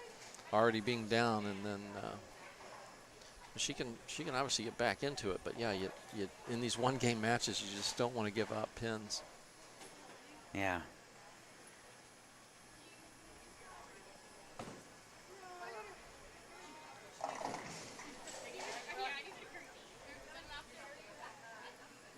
All right, we'll flip it back and forth here after so many frames. Try to get both matches in here. We're going to focus right now on the winner's bracket here between Tandis O'Neal and Samantha Ward. Oh, Messenger, yes. Beautiful Strike in the third for Tandis O'Neal, the defending champion. Now Samantha Ward, who, Mike, is coming off one of the better games. Nice. We saw largest one in match play, at least we've seen. Yeah, 230. 237. Yeah. Oh, what was that, like 6 or 7 strikes? 6 in a row, yeah. Yep. Yep. Looked to trying to get 7 and left Yeah. a single pin there Yeah. on the fill shot. And so Samantha Ward bowling well. Ooh, that's going to come up light. Fortunate just to leave the 1-2-8.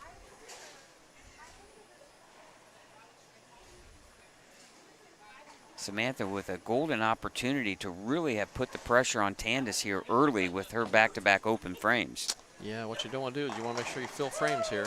Cammie there with a Brooklyn strike.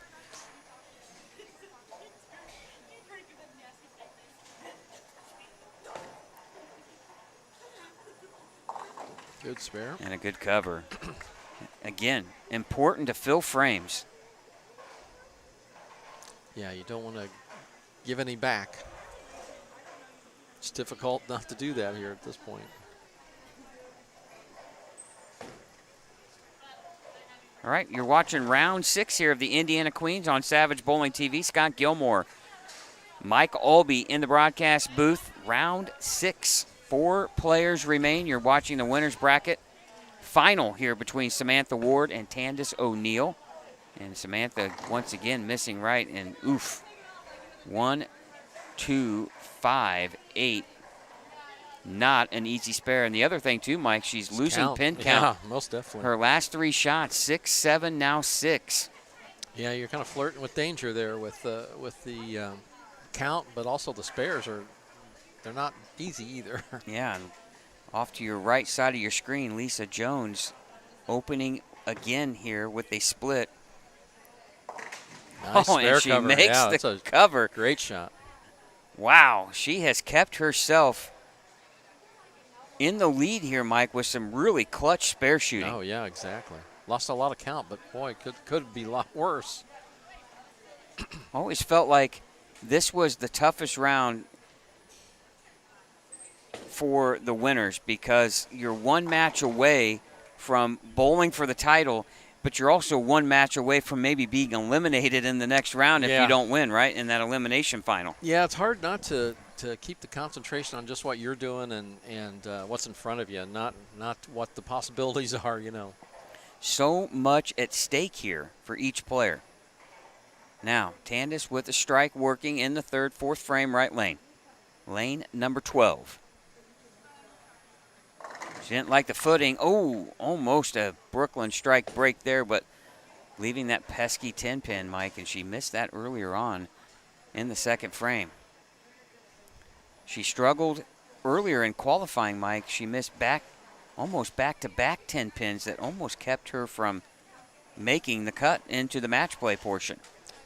She's going to need to get this one. Kind of keep putting some pressure on Samantha Ward. Well, if you're Tandis O'Neal, you're looking at, okay, my opponent is not lined up right now either. Right.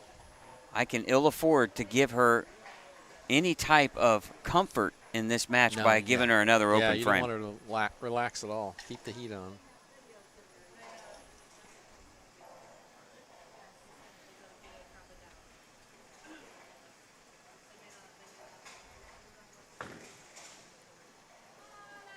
All right, good cover. Yep, good shot.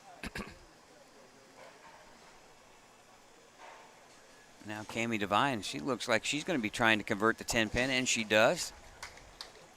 She's got quite the cheering section going on down there. Does, yeah. I believe, Chad, you said earlier that Cammie is still helping out, serving in the bar and so forth, and so I know a lot of the patrons have come out to watch her participate here. We're going to switch over to this Cammie Devine match, and we'll get the score up here shortly. Oh, man, another what a great shot. Solid 10. Yeah, great shot.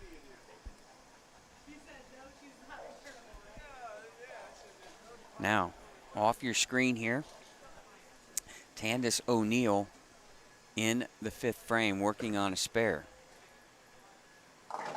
Ooh, and the bucket. Not only do you leave a tough spare, but you lose count on that as well. And Cammie Devine filling frames, and Lisa Jones back-to-back opens here in the 4th and 5th frame, and a 26-pin lead.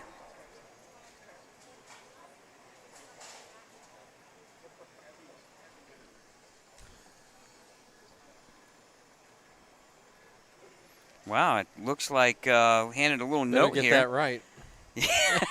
Well, luckily there's no second name here. Okay. But Rachel Atkins, it sounds like, was proposed to in the tournament office in front of the Queen's banner. I think Zach said, "Is this the first in Queen's history?" I would have to say yes, as Tandis O'Neill misses the bucket here in the 5th. And Mike, she is in some trouble here. The important thing, Mike, would be, did she say yes? Well, they left that little information out, but I'm assuming yes is the word. Or we wouldn't. I doubt if they would give us the note otherwise, or give you the note for sure. It's all on you anyway. Yeah. Rachel just left the building. Oh, and Samantha Ward right back with a washout 5 count, Mike. Yeah, now this is the toughest spare she's had to shoot yet in this game. Well, But she's been very accurate at the spares. Well, if so. she makes this, maybe it's meant to be at this point. She has made some tough conversions. Now Lisa Jones going across the head pin left, leaving the 5 pin. And Mike, you're also at a point, too, at this stage of the event. You're getting later on in match play. You can see the finish line off into the distance, right? But some of these ladies probably haven't bowled this number of games under this intense pressure, and mental fatigue can come into play. I mean, it can, because in every game is 10 frames, and your pressure every shot. There's no release. Even when you're in the winners bracket, you may get to practice for a game, but it's still pressure. And if you're in the elimination bracket, you're certainly under a lot of pressure every shot. Well, that 5 count miss for Samantha, really fortunate for Tandis O'Neill, only down 9. And she has that's hard to believe, isn't it? 3 opens in 5 frames, Mike. Exactly. Yeah, that's hard to believe. But the scoring pace is why everybody's still in it till late in the game, which makes it exciting. And a good spare there for Samantha. Again, we're bowling on the Kegel Challenge Series Broadway version 2. That is a 37-foot pattern with 26 mils, 4.77 to 1 ratio. That 37 feet in length has really provided a difficult challenge for the players. Chad and I were talking in between rounds. You have maybe a 38 or 39 foot pattern, makes that a little bit easier from that standpoint, but the friction in the fronts in championship lanes and that short pattern is providing a huge challenge for these ladies. Yeah, so far it's a game of spares, but there's been some great games. There's some great games and great shot making so far, so it's what's made it exciting. Tandis has a chance to get back in this one here.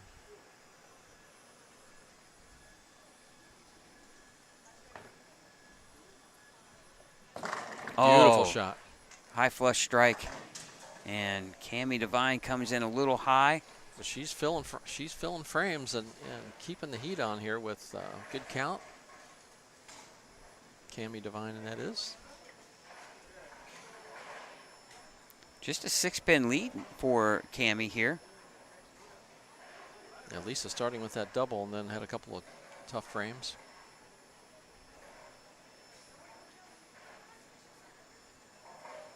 But we've seen the value of the spare, though, for sure. I'd almost take 11 spares and take my chances. You're lowering. I'm lowering them every. You give up on that double, I think. Yeah, I was. What did I say? You said Eight- clean with the double, wasn't it? Oh, Oh, what a and there's beautiful shot. Speaking of a double, Mike, That's a clutch shot there. that's yeah. a good segue there Yep. by you. Tandis O'Neal now with 2 strikes here, clawing her way to a 1-pin lead over Samantha Ward.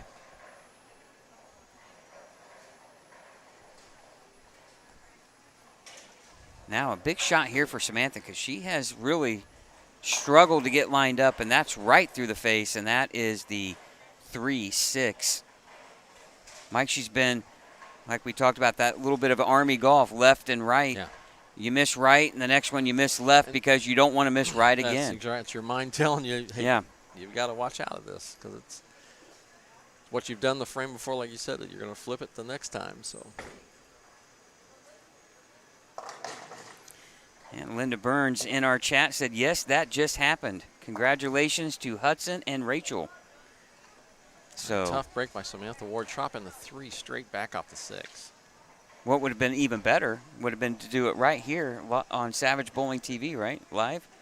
Well, yeah, you could have done that. Mike, you could have called the play-by-play action from that. Yeah, I think that's your job. Yeah, congratulations. Congratulations. All right, Lisa Jones off to your right, converts the spare, and now Samantha Ward after the open frame. Oh, Good great shot Yeah, there, good 10 shot. pin.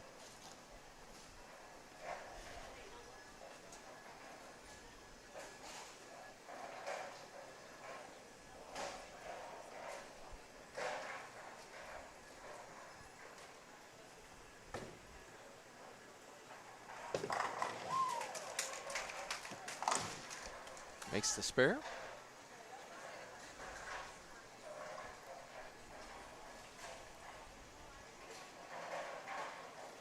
Very quiet all of a sudden in the bowling alley. You can tell we're getting towards the end of the tournament. After this, only 3 bowlers remain. We'll have our first player in the title match.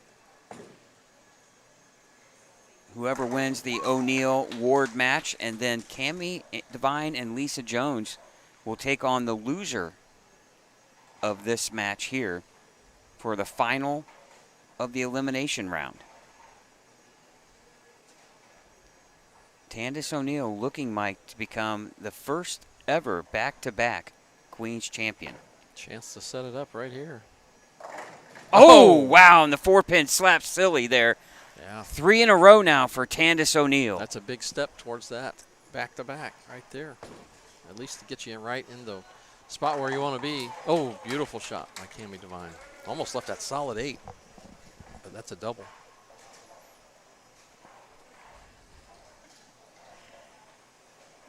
Well, I don't think anybody has a bigger audience rooting them on than Cammie Devine here, Championship Lanes. She is 1 match away from possibly earning her way into the title match. Now, Tandis O'Neal working on 3 in a row, trying to make it 4. Mike, she could take a big lead in this match. Oh, and again the 4-pin just knocked around. That's kind of what we've been talking about. You know, it's a tough look, but boy, if you could put 4 good shots together, and that's what Tandis has just done. She struggled the first part of this game, but boy, 4 great shots. That looked like one of your hockey scrums right there. Yeah, The pins at the just end. bouncing around off each other as you're slapping the plexiglass wall, right? Yeah. And now Samantha Ward in trouble here. But the Good advantage, shot. great Yep. shot. The advantage for her, though, Mike, her tournament is not done. No, and she needs to get lined up again. Just get back to that comfort zone she was in when she shot 237 the game before. So Well, that was a great shot right yeah, there. we know she can shoot a big game. Yes.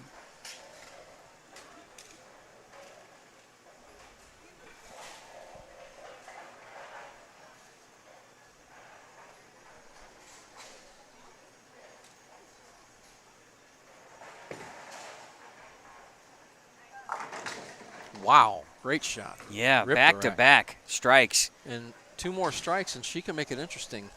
make Tandis show up there in the 10th frame. Yeah, you never know what a little pressure can do. Yeah, you really don't. As they say, pressure can make the pipes burst. 179 max score. Tandis on a 190 pace. Anything can happen. Must have this one, though. That's right. Yeah. Yep. Nope. Oh, and 10 pin falls, Just but still didn't get to the line very good on that one and lost it off her hand, it looked like. But, yeah, 1, 2, 4. yeah. And that's going to pretty much put Samantha in the elimination final. Tandis O'Neal, Mike, is going to be 1 game away from back-to-back titles here at the Queens. 2-time winners in this tournament, Jenny Ferguson.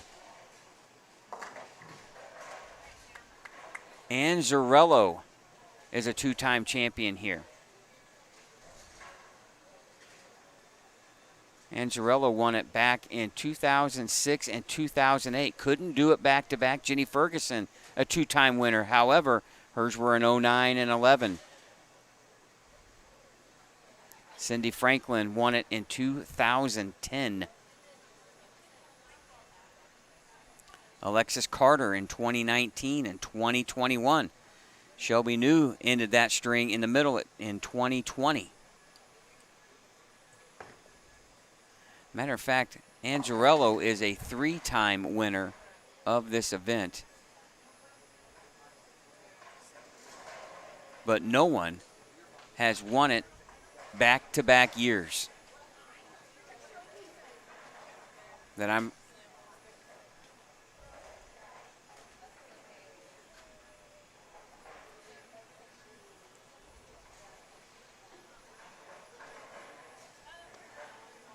Ann Zarello, the only 3-time champion, I believe, of this event. We have several ladies that have won it twice. No one, from my recollection, Mike, has won it 2 times in a row. Teresa Smith-Dill, another 2-time champion.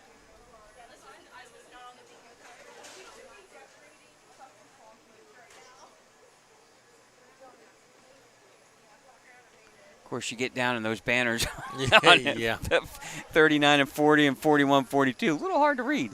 Yeah. All right, that's going to be enough. 192 to 191 to 166. Tandis O'Neal in the finals of the Indiana Queens, looking to go back-to-back here at Championship Lanes. When we come back, we'll have the final of the elimination round. You're watching the Indiana Queens right here on Savage Bowling TV.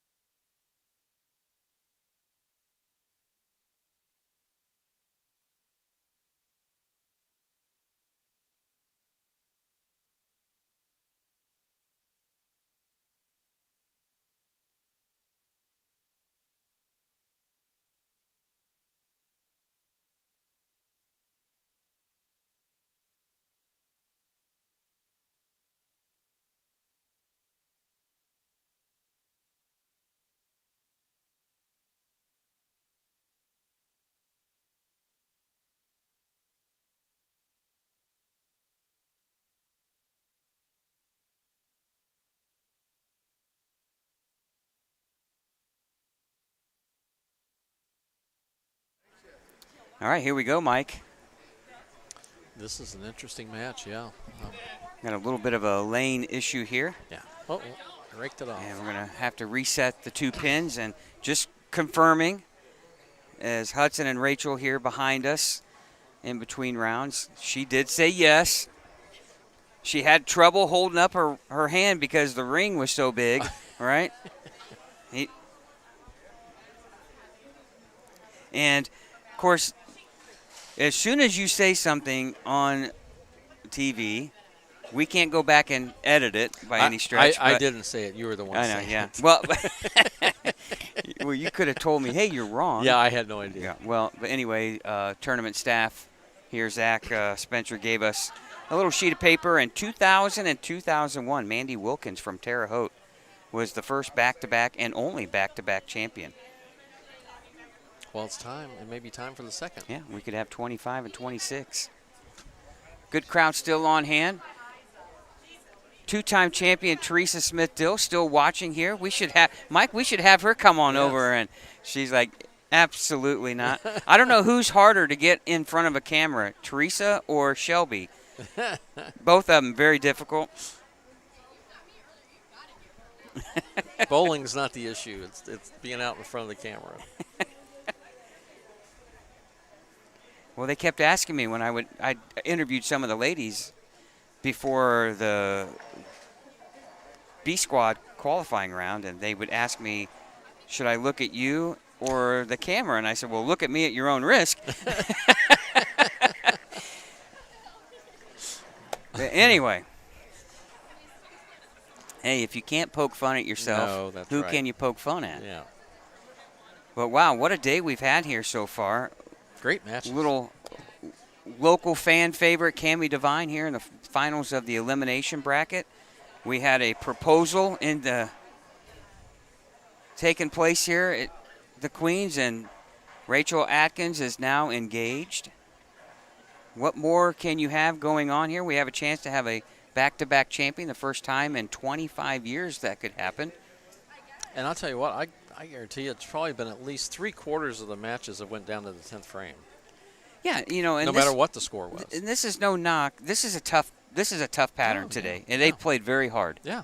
And we've had some warmer weather, which has affected some of the sliding conditions here. No fault to the center. Just that's what happens when you get humidity.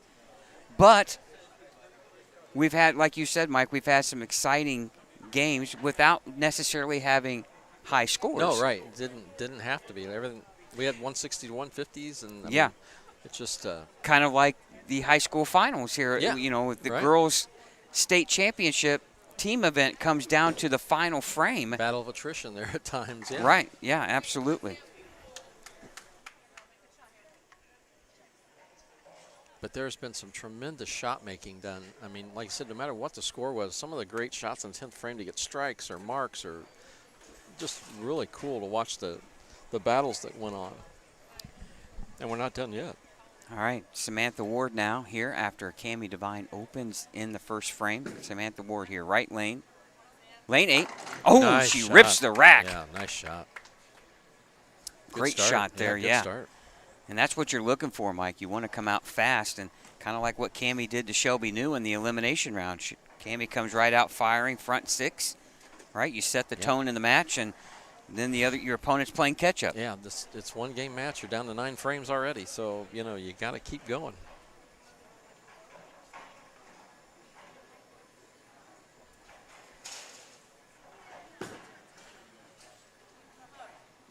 Oh, it was great. That was a great shot. 10-pin on the left lane here. Right part of the lane, just didn't drive. The 6 didn't drive the 10 out. It was a good shot. You're a little disappointed that you didn't carry that, but however, now you feel like you got both lanes figured out what early. They're doing. Yeah, you know what they're doing early. Exactly.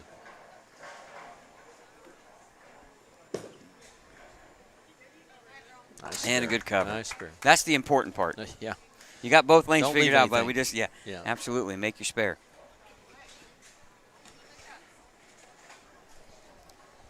All right, still a good crowd here hanging out. Queens here, championship lanes. Want to thank our sponsors once again. A1 Automotive, Car Doctors out of Fort Wayne, Mike Alby's Arrowhead Bowl, Tim Mack's Victory Lane Pro Shops, Championship Lanes, the Brands of Brunswick, also Pinheads Entertainment, and the Indiana State USBC. And want to let fans know out there, hey, if you're a proud supporter of the Brands of Brunswick, Ebonite, Hammer, Track, Columbia 300, Radical, be on the lookout. We got some new releases coming out next week. Follow all of those brands' social media, and you'll be up to speed on what's coming out. But I do know there's a couple of really highly anticipated releases next week, so pay attention to your social media, ladies and gentlemen. And also, while you're watching the broadcast this afternoon, or I should say this evening, we are 7:45 tonight. Make sure you like and subscribe to our YouTube channel. Plenty of additional coverage here from some of your events. We have the middle school state finals coming up in May in Richmond at the Richmond 40. Our good friend Jason, proprietor there. And then we'll be at Expo Bowl in June for the Indiana-Kentucky All-Stars. And then right after that, we'll be at Indianapolis again for the Hall of Fame banquet. As Cami Devine looking to strike, and she does in the third frame. It's a good shot. She need to get back lined up again. Mike, good job. her ball is rolling in the right part of the lane. No, yeah. Her ball's hitting very strongly. So carry's been good. She seems very loose. All right, 6 matches have been completed at the U.S. Open, and a great strike there from Samantha Ward. Your top 5 remains the same, but A.J. Johnson and Toon Hakeem inching closer here. This is going to come down to the last game of match play on the top 5, and Anthony Simonson, Mike, just like that, back in the number 1 spot with Patrick Dombrowski just 4 pins behind, and Chris Vi just 9 pins behind in third. Super tight scoring, and Timothy Foy Jr. in 4th, Andrew Anderson in 5th. But just 23 pins back, Mike, A.J. Johnson, and 35 pins back of that. Look at 10th. Is Toon Hakeem. And Jason Belmonte, only 81 pins out, Mike. He's on a good run here. He is 5-1 in this round, with a low game of 218, and he won that one. E.J. Tackett's made up quite a bit of ground. He was 380 pins out just 2 or 3 games ago. He's down to 214. So some of the top guys here coming back down, as 4 of the top 5 lost in that last round. All right, back to the Queens. Cami Devine here with a strike in the third, looking to make it 2 in a row in the fourth, right lane. Ooh, she missed just a hair right, Mike. And yeah, I thought that might get there, but it just kind of yeah, 2, delayed. 4, 5, 7. This one is not easy.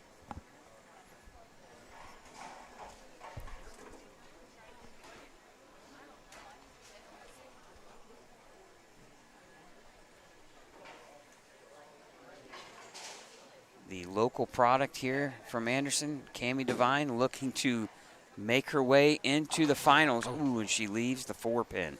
Open frame in the fourth.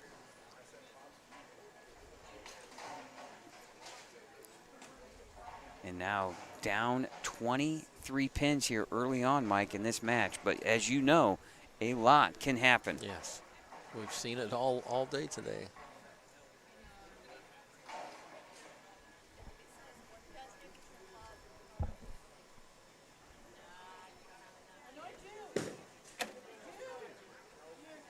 Oh. Breaks it down, makes it a little easier. Yep, just the 2-pin. I'm glad that's not a drinking game. Yeah. I'm not sure we'd have made it past the third round, Mike. No. Man, there's been a lot of 2-pins, that's for sure. More than 10s, probably, by far.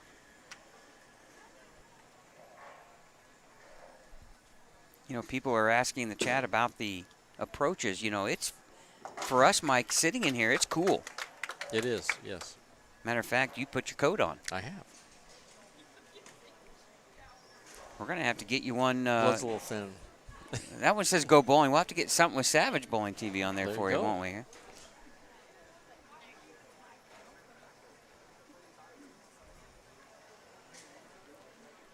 All right, now Samantha Ward here. Right lane, working on a spare, 5th frame. And she comes That up was light, almost 2, 4, identical, 5. yeah, to Cammie's shots there. Both players missing the head pin right there. Mike, you got a big week coming up here pretty soon. Gonna fly out to Reno, right? Yep, USBC Open Championships opening weekend.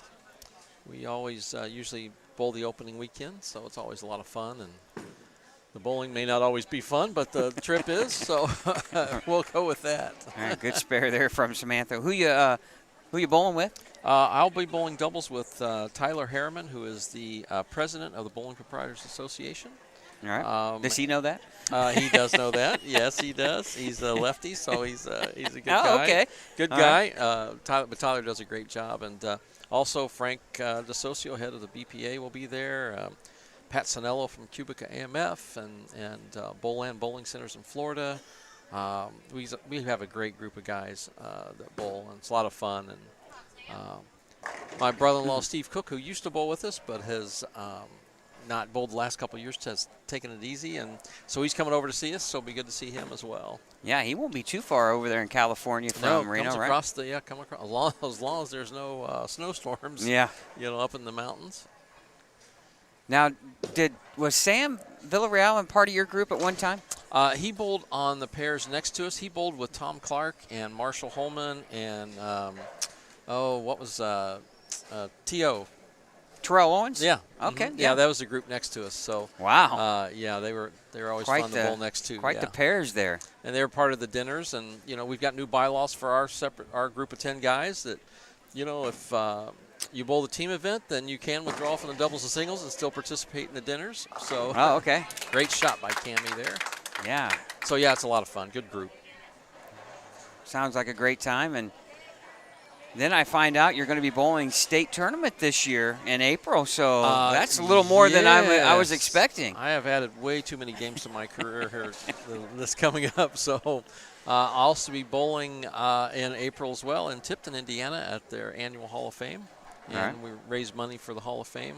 So it's a lot of fun. Good group. And it's quite the format. There's only like 13 or 14 bowlers on a lane.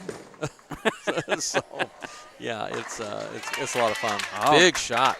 Great shot there from Cammie Devine. Back-to-back strikes. Doubles now in the 6th and 7th frame, putting a little bit of pressure here now on Samantha Ward. Yeah, cuts into that lead. Only 9 pins the deficit now for Cammie Devine. Yeah, that's about 10 or 11 more games than I was expecting you to bowl this year. I don't know what I did, but yeah. You were vulnerable when they. Yeah, I was vulnerable. Yeah, exactly. Oh, there's what a big break! Big Right break. through the face. Big 6 break. pin knocks over the 10. Just like textbook. As long as you want them the hole to go down, no matter what it takes to do. I got to figure out which bowling balls I'm going to drill now. So, Corey Dykstra will be there from Brunswick. Well, there you go. He Yeah, can help you out. He is. He said he would. You know what you need to do is you need to ask him for a danger zone. Is Get the there- remake of is the there a danger regen- zone. Yeah, and it's actually very, very good. it? Yeah, a lot of hook for the I thought I was price. going to have to get out mine from 30 years ago. That'd probably still work. I don't know if your fingers will fit in it, but 245 coming in light. But yeah, you should ask Corey and say, hey, you know what? Hook me up with one of those danger zones. That would be a great throwback. Well, I'll probably just use a plastic ball and just aim at the head pin. Well, here's what you need to do. You need to go back and say, guys, can you remake the Mike Albee Oh, yeah. Brunswick ball? I have a blank one still. So. There you go. There's what you drill. You talk And about sand it. sand the label right off. Yes, yeah. All right, there Nice we spare. go. Good Good spare. conversion from Yep. Samantha. Good spare. But yeah, that would be great. Bring back the old Mike Albee. Was that an MVP? MVP. Yeah. Yep. Shot Steve Gerald shot a perfect game with it on TV. See, there you go. Yeah. No, it's. Did he do the spin-a-rooney He too, did not. like He you did not. He Oh, did okay. not. You were quite, you were quite the acrobatic guy when you were bowling. You really got into it. Oh, what a beautiful shot. by Cammie. Boy, now the Beautiful. strikes are coming, Three Mike. great shots. 3 great shots. Hey, Mike, in the chat, they're inviting you to bowl the senior state tournament in Jasper. So you might want to consider that, too. I Mike Hanna. might need a cane by then. Yeah, no, it sounded like a lot of fun.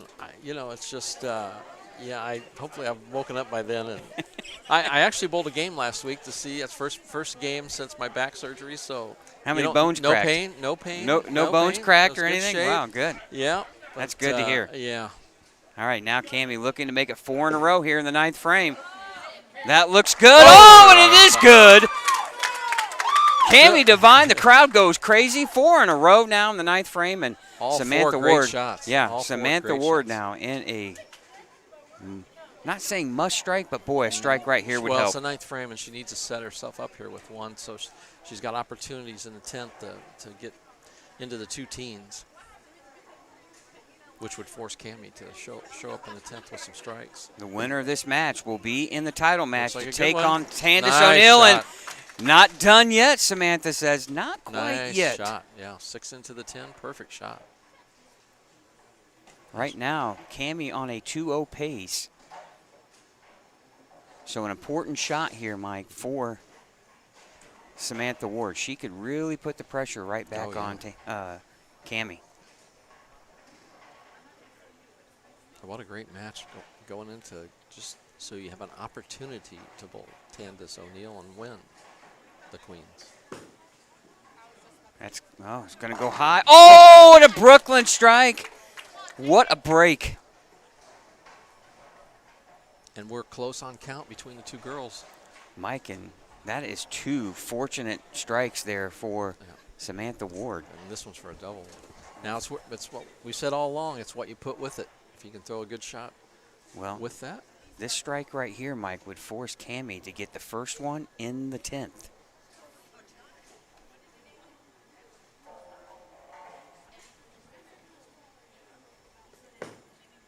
That needs to hook. Oh, it comes in light. Okay.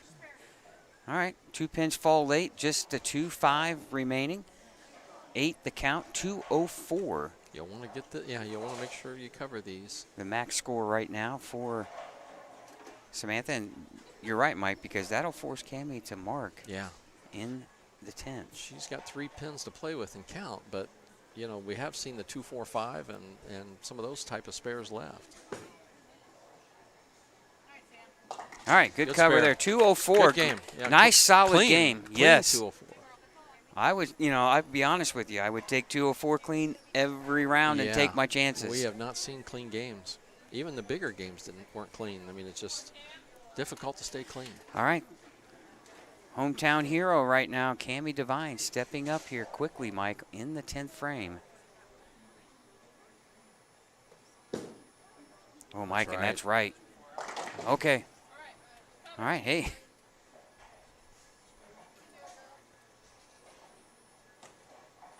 That changes everything right went the there. Count. Yeah, there went the count.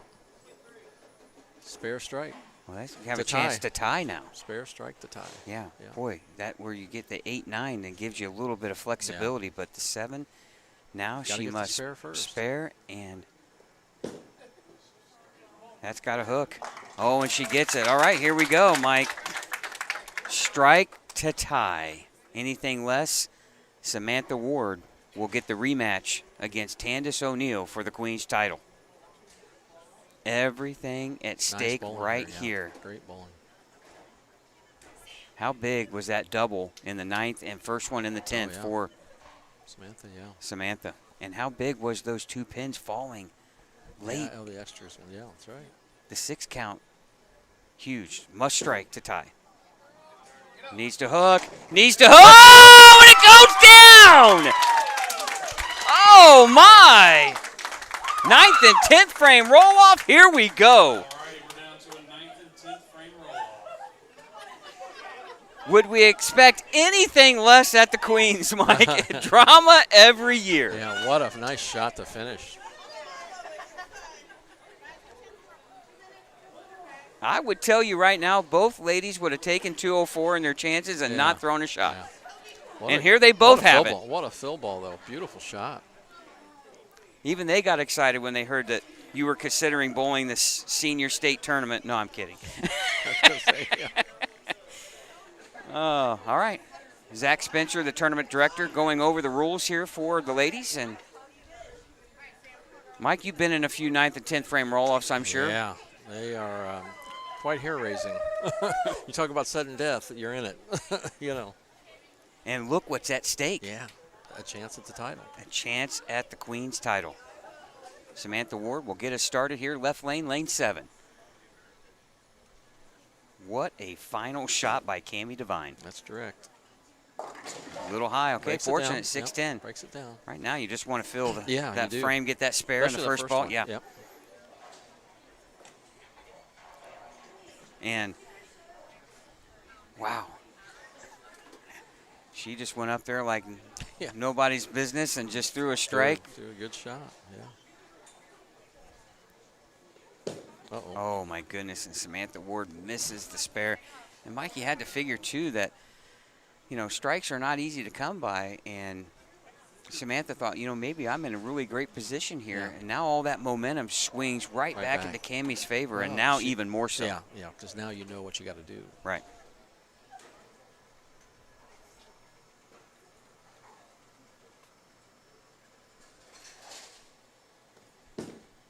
Now Cammie on that right lane. Oh, Mike, and another strike.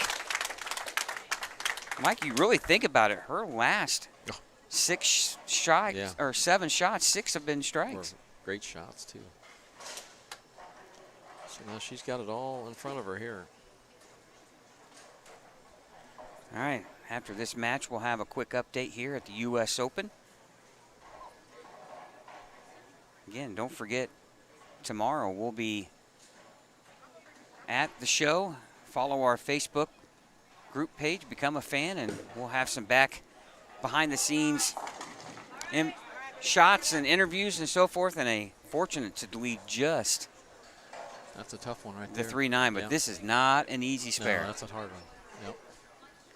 Especially with how sensitive the outer part of the lanes have been tonight, where you have that little wiggle once you get it out there. Now she's going to have to send that a little right in order to get that 9-pin. Yeah.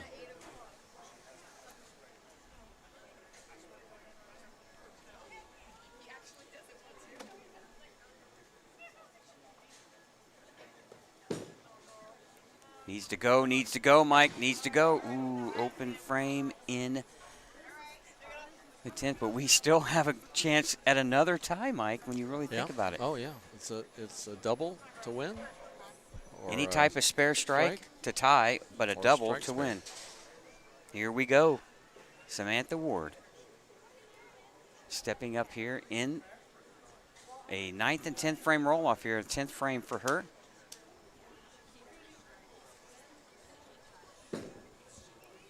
That's close. That's close. Oh, there's one. What a shot. Beautiful. Now, can she do what Cammie did, striking that critical shot to send her back into the title match against Tandis O'Neal? Boy, the other thing too, Mike, if you don't throw a strike, you better hope you leave something you can make, because she's going to have to get it another run at it here. To get 10 pins down here some way or other to stay alive here. Strike to win. Here we go. That's close. That's close. Oh my goodness. A 5-7. Mike, she's got to make it. I was not looking for that. Yeah. Oh my goodness. I thought light pocket. That's where you want to hit here. Yeah. And she's had the ball that's done that. You know, blown the 5 out of there, but not this time. So makeable spare. All right. She's got to have it.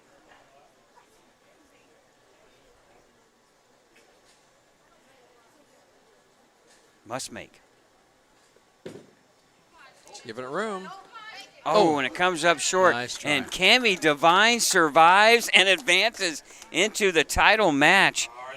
My, oh my, what drama here at the Indiana Queens.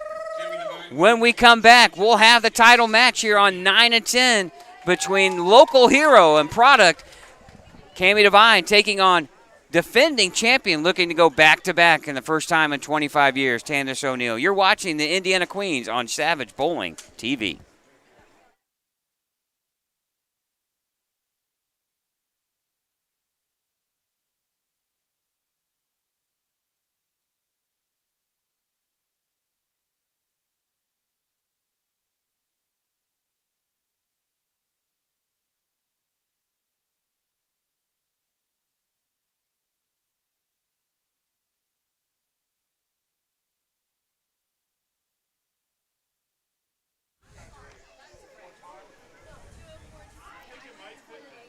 Welcome here to the Indiana Queens here at Championship Lanes in Anderson, Indiana. We're getting ready to have the title match take place here for the title. And Scott Gilmore, Mike Albee here in the broadcast booth. What drama we've had here tonight at the Indiana Queens. It never disappoints, but tons of storylines, Mike, here in this title match. You have local product and fan favorite Cami Devine surviving here in that 9th and 10 frame roll-off before this match, taking on defending champion Tandis O'Neal. Yeah, she's made some great shots the entire match play this evening, and won a tough game, 168 to 158. But boy, she come back, has made 4 in a row and made some 6 in a row. All these things to make great shots. So she's been making good shots all evening when she needed to. Now, Tandis O'Neal, a little bit of the advantage for one main reason: she's undefeated. Yeah, she's got a mulligan in case she needs it. If she loses that first match, they'll go to the second game. But you look for her to come out firing and try to take it. Now she's, like you said, she's going to be the defending champion if she wins. So she's been here before. I'm sure she'll be relaxed and make good shots. Not since 2000 and 2001 have we had a back-to-back champion. Mandy Wilkins from Terre Haute did that in 2000, 2001. Cami Devine looking to get her first state title here. And, man, will the crowd go nuts if that happens. Oh, yeah, she's had a good crowd all evening, and she's had a big smile on her face all night. You can tell she's having a lot of fun. All right, we hope you enjoy the title match here of the Indiana Queens from Championship Lanes. Want to thank our sponsors before the match gets underway. Want to thank Mike Albee's Arrowhead Bowl, Pinheads Entertainment, Tim Max Victory Lane Pro Shops, A1 Automotive, Championship Lanes, Brands of Brunswick, and the Indiana State USBC. All right, Tandis O'Neal going to lead things off. And, Mike, in your mind, anybody have the advantage here at this point? I know anything can happen, and anything has happened here so far tonight. Tandis has been throwing a good ball all evening, but Cami continues to make great shots when she needs them. So I think it's anybody's game in this first one. All right, first shot. Oh, and a Wow. beauty. 10 in the pit. You can't start better any way than that. No, and that's a big message to send. You've been sitting over there and watching a game, and then, of course, a 9th and 10th roll-off, so a little bit extra time for Tandis, and she comes right out and flushes one perfect. Well, if anybody is going to be intimidated, it's not going to be It's not Cami Devine. No, not the way this evening's been going. And she's been having a heck of a lot of fun here. And, ooh, comes in high, 4-6. If you think she doesn't look nervous, put it that way. She doesn't. No, she doesn't. And it's the first shot, and she's had other games where she started that way as well, but has always seemed to come back. So, but Tandis is one of those can go a string and get out in front. All right, quick update here at the U.S. Open. Patrick Dombrowski, Mike, takes over the top spot with a 257 win. How about Belmo? Belmo climbing the ladder. Mike, he's only 32 pins Yes. out with one game to go. Yeah. But Wow. there's a lot of people in there, so they're all tight. Yeah, he's Thomas. Was it Cahill? He's Keiko? only six behind Belmo, so it's jam packed in there. But Jason Belmonte going into, I believe, after one or two games of this round, was over 350 pins No, out. exactly. Yeah. Oh, and Cami another comes one. in high once again. Big four, not the start she's looking for. No, and she's going to need to get her two, and then just get back and get settled back in and just start taking it one frame at a time. I mean, it's going to depend what Tandis can do. If Tandis can put a couple more strikes together, it's going to be really difficult for Cammie to come back. All right, important to get count here. But it's early. Uh-oh. Ooh. Missing everything there in the fill shot. Very quiet here now. Very quiet.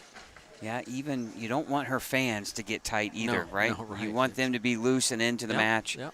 And obviously Cammie wants to give him something to cheer on because that'll get Yeah. Tandis's attention. And when you get this close, we're at the point now you see the finish line. So you got to make sure you don't look too far forward. All right, Tandis O'Neal now. After the back-to-back opens from Cammie, you got to think that arm swing a little looser. Yeah, she just wasn't comfortable and didn't get it away. Ball wanted to jump.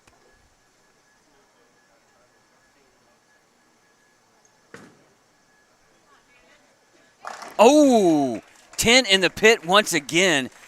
A double for Tandis O'Neal, Mike, Beautiful and shot. she looks locked in. Beautiful shot. You know, when your opponent opens with a double, boy, the confidence can really Yes. increase And- internally. And, you know, the reactions have seemed to look a little better, you know, but they're still not easy by any means. But here's a big shot. All right. And, Mike, I've liked her strategy all night long. Ball with a little more surface, playing straight. And it's worked well.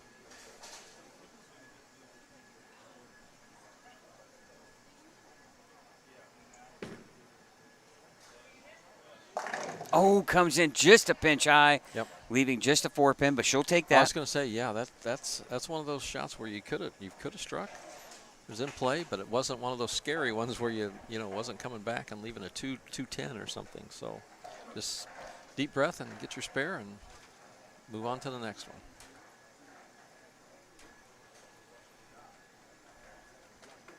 All right, Dwayne Burton over here to our right, giving Cammie Devine a little bit of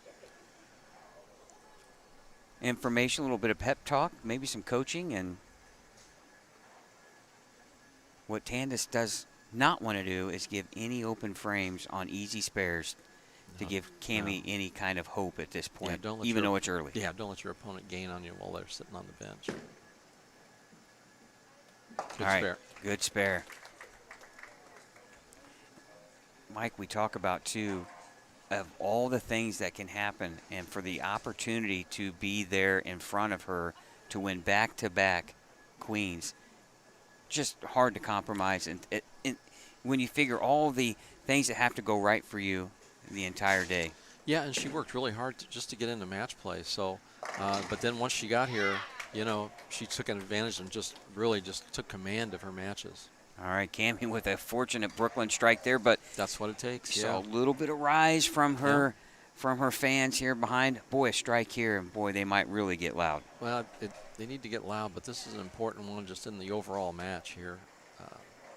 To kind of keep Tandis, realizing she's there and that I'm sure Tandis has seen her throw strikes here tonight as well, so she can put them together.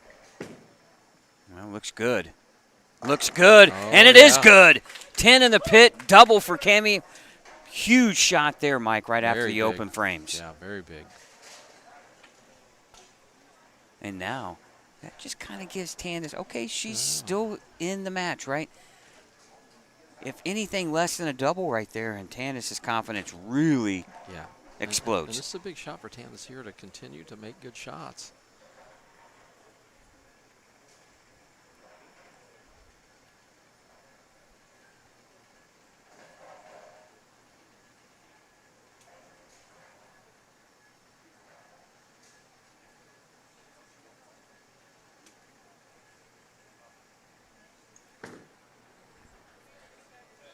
Oh, Mike, that looked a little bit right off her It hand, did, and that but ball boy, finished it high charged. flush. It charged. That was a great shot. One of the few bowlers that we've seen tonight have a Have little that bit look. of area Have that look. outside. Well, and she has that look. Like you said, you're correct. I mean, she's got the ball with some surface on it, and it's just rolling up and doing its thing. Okay, you have a 25 pin lead or so. You have a great look. What are you telling yourself at this stage of the game here with everything at stake? What are you telling yourself if you're Tandis? Just make a good shot. Make one that's going to put in play and give it a chance to strike. Don't help it.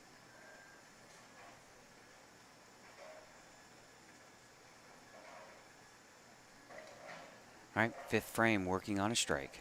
Left lane. Oh! Pin off the sidewall, kicks the 9-pin forward. Back-to-back strikes in the 4th and 5th frame, and that lead just climbs to 35. Boy, tripped that 9 forward, but Tandis give the fist to the air, but you can tell just looking at the vision she's got. She's totally into what's going on. She's not looking. She doesn't stand up, smack hands with her opponent. She just goes and sits down. Now, huge shot for Cammie. Ooh, stubborn 10-pin. Good shot. Good shot. Just didn't finish hard enough. Just want to make this spare. Don't let it get away from you. But Tandis neutralized her double with her own double, so. That's a sign of a veteran player that's won Yes. before. Yep, I agree. Good spare. Good spare there for Cammie. Makes the 10, and now looking to start another string. Again, thank you for watching the Indiana Queens title match here, Championship Lanes. Cammie Devine, the local product, the fan favorite here, taking on defending champion Tandis O'Neal.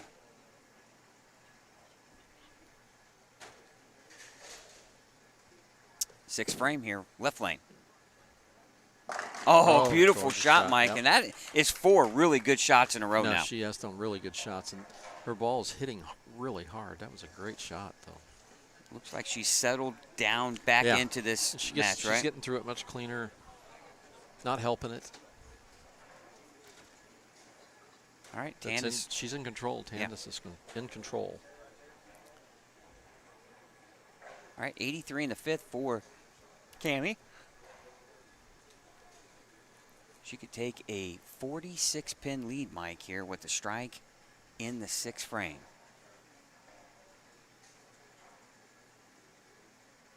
Right lane.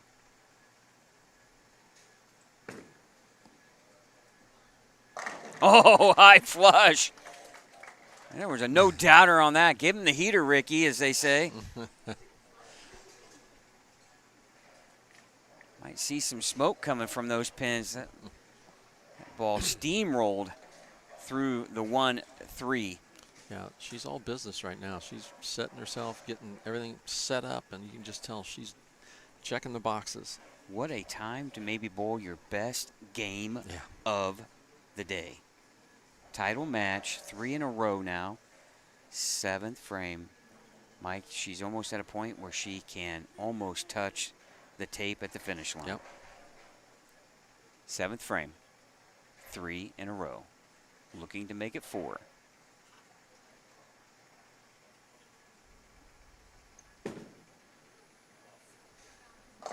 Comes in light. Ooh. Oh, she'll take All right. that. Yes, she will.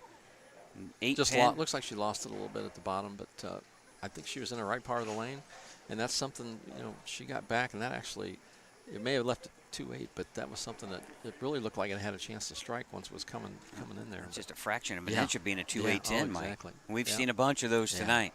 Yeah. I just want to fill it. Yeah, well, that gives Cammie a little bit of life here, even though Tandis makes the spare, but Cammie working on a strike in the 6th frame. For Cammie, she had to be hoping Tandis got off that string of Yeah. strikes. Oh yeah, that was the only thing that was going to help her. All right, make the spare. Footing a little bit of an issue there. Ooh, skinny jeans on the 8 pin, but just enough. That's proof. You just have to touch it. Yes, you just yeah. Well, And how she heavy did. are the pins? 3 pounds, 6 ounces. It's like 3/6 So it's probably. hard to stand up when a 14, 15-pound ball hits Yeah. you. Usually. Now, Cammie Devine stepping up here, right lane, 7th frame, working on a strike. Oh, comes in just a pinch high, 6-10. Boy, Cammie could have really used a strike there. Yeah, maybe just a little soft with that one, but she was in the right part of the lane. But she's running out of frames now.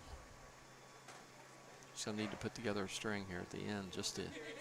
Well, and that's the tough part too, Mike, is the fact that, okay, you win this, well, you have to beat her again. So Exactly. Yeah. on this type of pattern, that's a tough task, and that's how important being that undefeated player Yeah.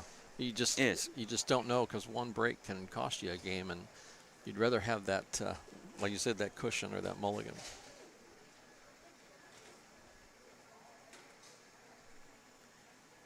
All right, big shot here. Down just 45. She needs a strike here in the 8th frame, left lane. Oh, solid 10. Nice shot. Come on, Tim Penn. Nice shot. She hasn't left too many of those solid 10s like that. That was a good shot. But that, now with a mark, and she can strike out for 202, but that leaves Tandis some room to have, some opens there if she needs it. Yeah, Tandis is on a 220 Yeah. pace. Mm-hmm. So at this point, with this She'd have to spare have here, two she's going to opens, have help. A couple opens anyway, and have Cammie strike out to even make it close. All right, good cover there by Cammie. Now, if you're Tandis, you don't want to get too far. You don't want to put the cart before the horse yet. Yes, nope, still looking to make that one good shot at a time. You're not looking at the score, even though deep down inside she knows the situation. Yeah.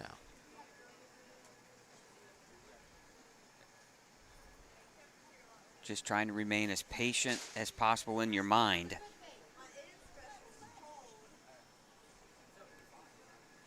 All right, here we go.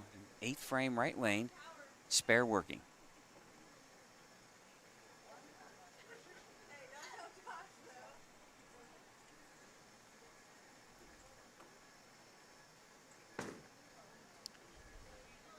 Oh, Nice beautiful shot. And Mike, she is really battling the footwork at the foul line. You can see that she's just fighting to do everything she can to stay down. Yeah, she's trying to keep her feet speed moving forward, and just sometimes you get a little quick and you got to fall off of it. But she's staying with the shot though, and getting that good follow through, which gives her the direction and the targeting she needs. And plus the look she's got is a high flush look. That ball is just setting up flush perfectly. Here's the shot of the match, Mike. A strike here will lock up. Takes all the guesswork out of it after here. We'll lock up back-to-back titles here at the Queens.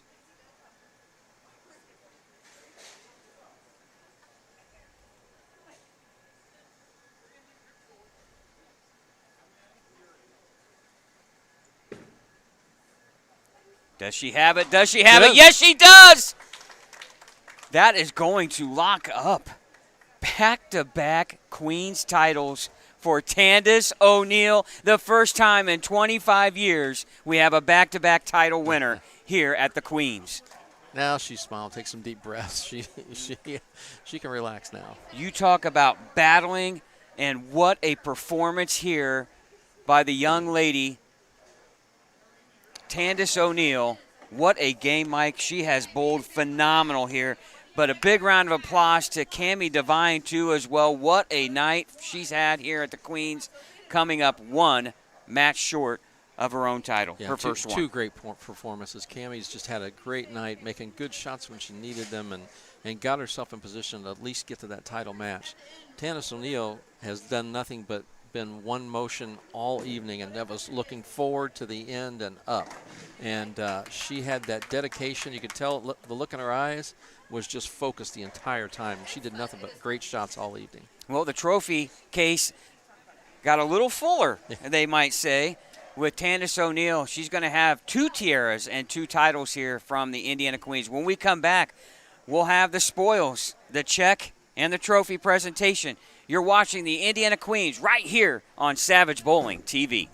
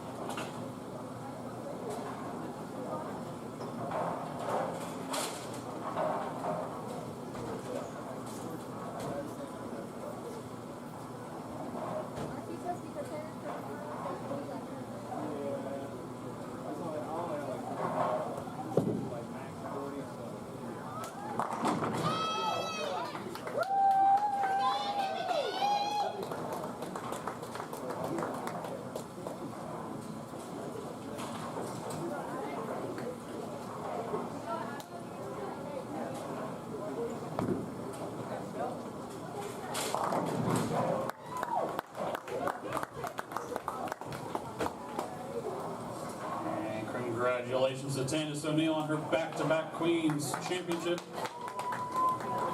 as well as Cami Devine on her runner-up.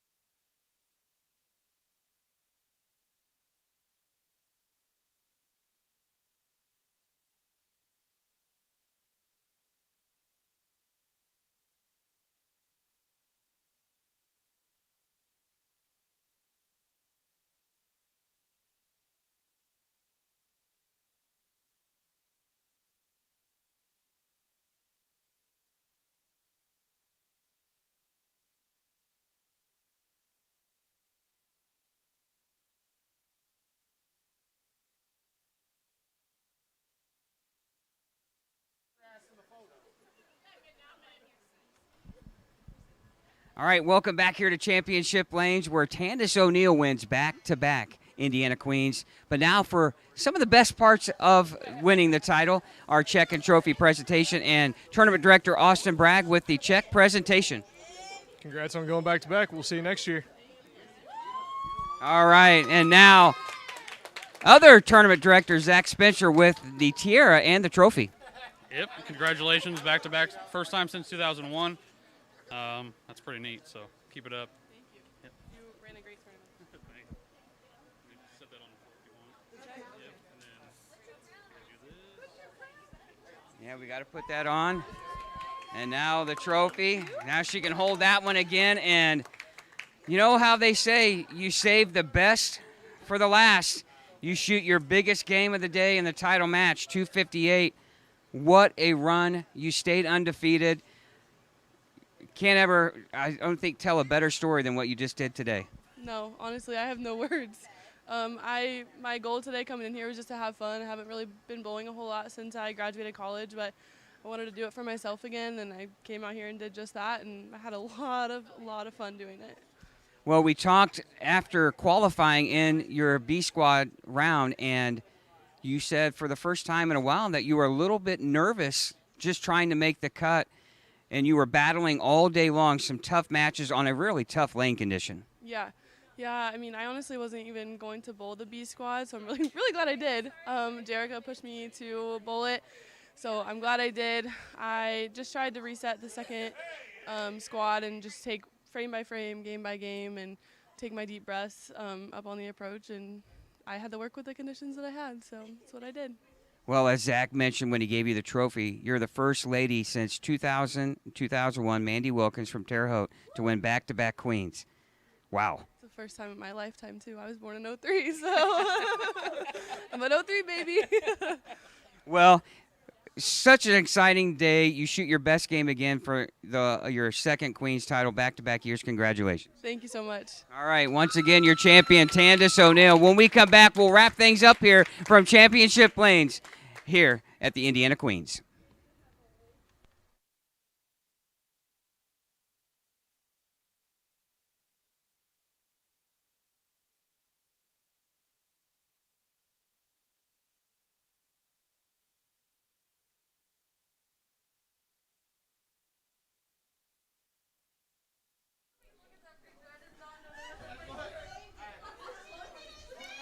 All right, welcome back here in the broadcast booth. Scott Gilmore, Mike Albee, wrapping things up here from Championship Lanes and the Indiana Queens. And wow, amazing finish for Tandis O'Neill. You want to win back-to-back, but to shoot your best game of the day, 258, in unbelievable fashion, and she's now made history. Yeah, I mean, not only her best game of the day, but probably the best game of the entire tournament right there, and what a time to do it. But 3 in a row next year wouldn't be a surprise.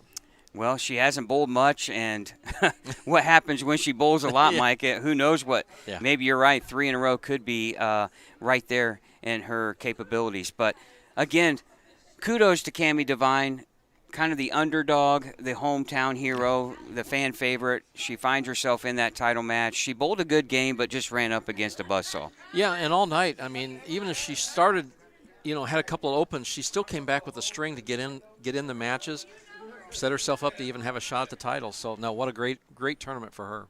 Well, we always say the Queens never disappoints, and once again, drama, history, all today here at the Queens, your champion, Tandis O'Neill, in back-to-back years.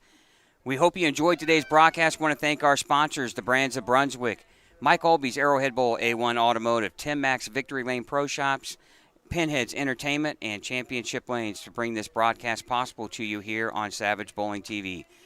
This will give us a little short break. We'll be back on the air in May for the middle school state finals. We hope you enjoyed today's broadcast, where once again, Tandis O'Neill wins back-to-back Queens Championships. For Mike Albee, Scott Gilmore, and our producer-director, Chad Lester, thanks again for watching. Before you click off this live stream, click that subscribe and join our YouTube channel for all the premier scratch events here in the state of Indiana. We thank you for watching the Indiana Queens on Savage Bowling TV. So long, everyone.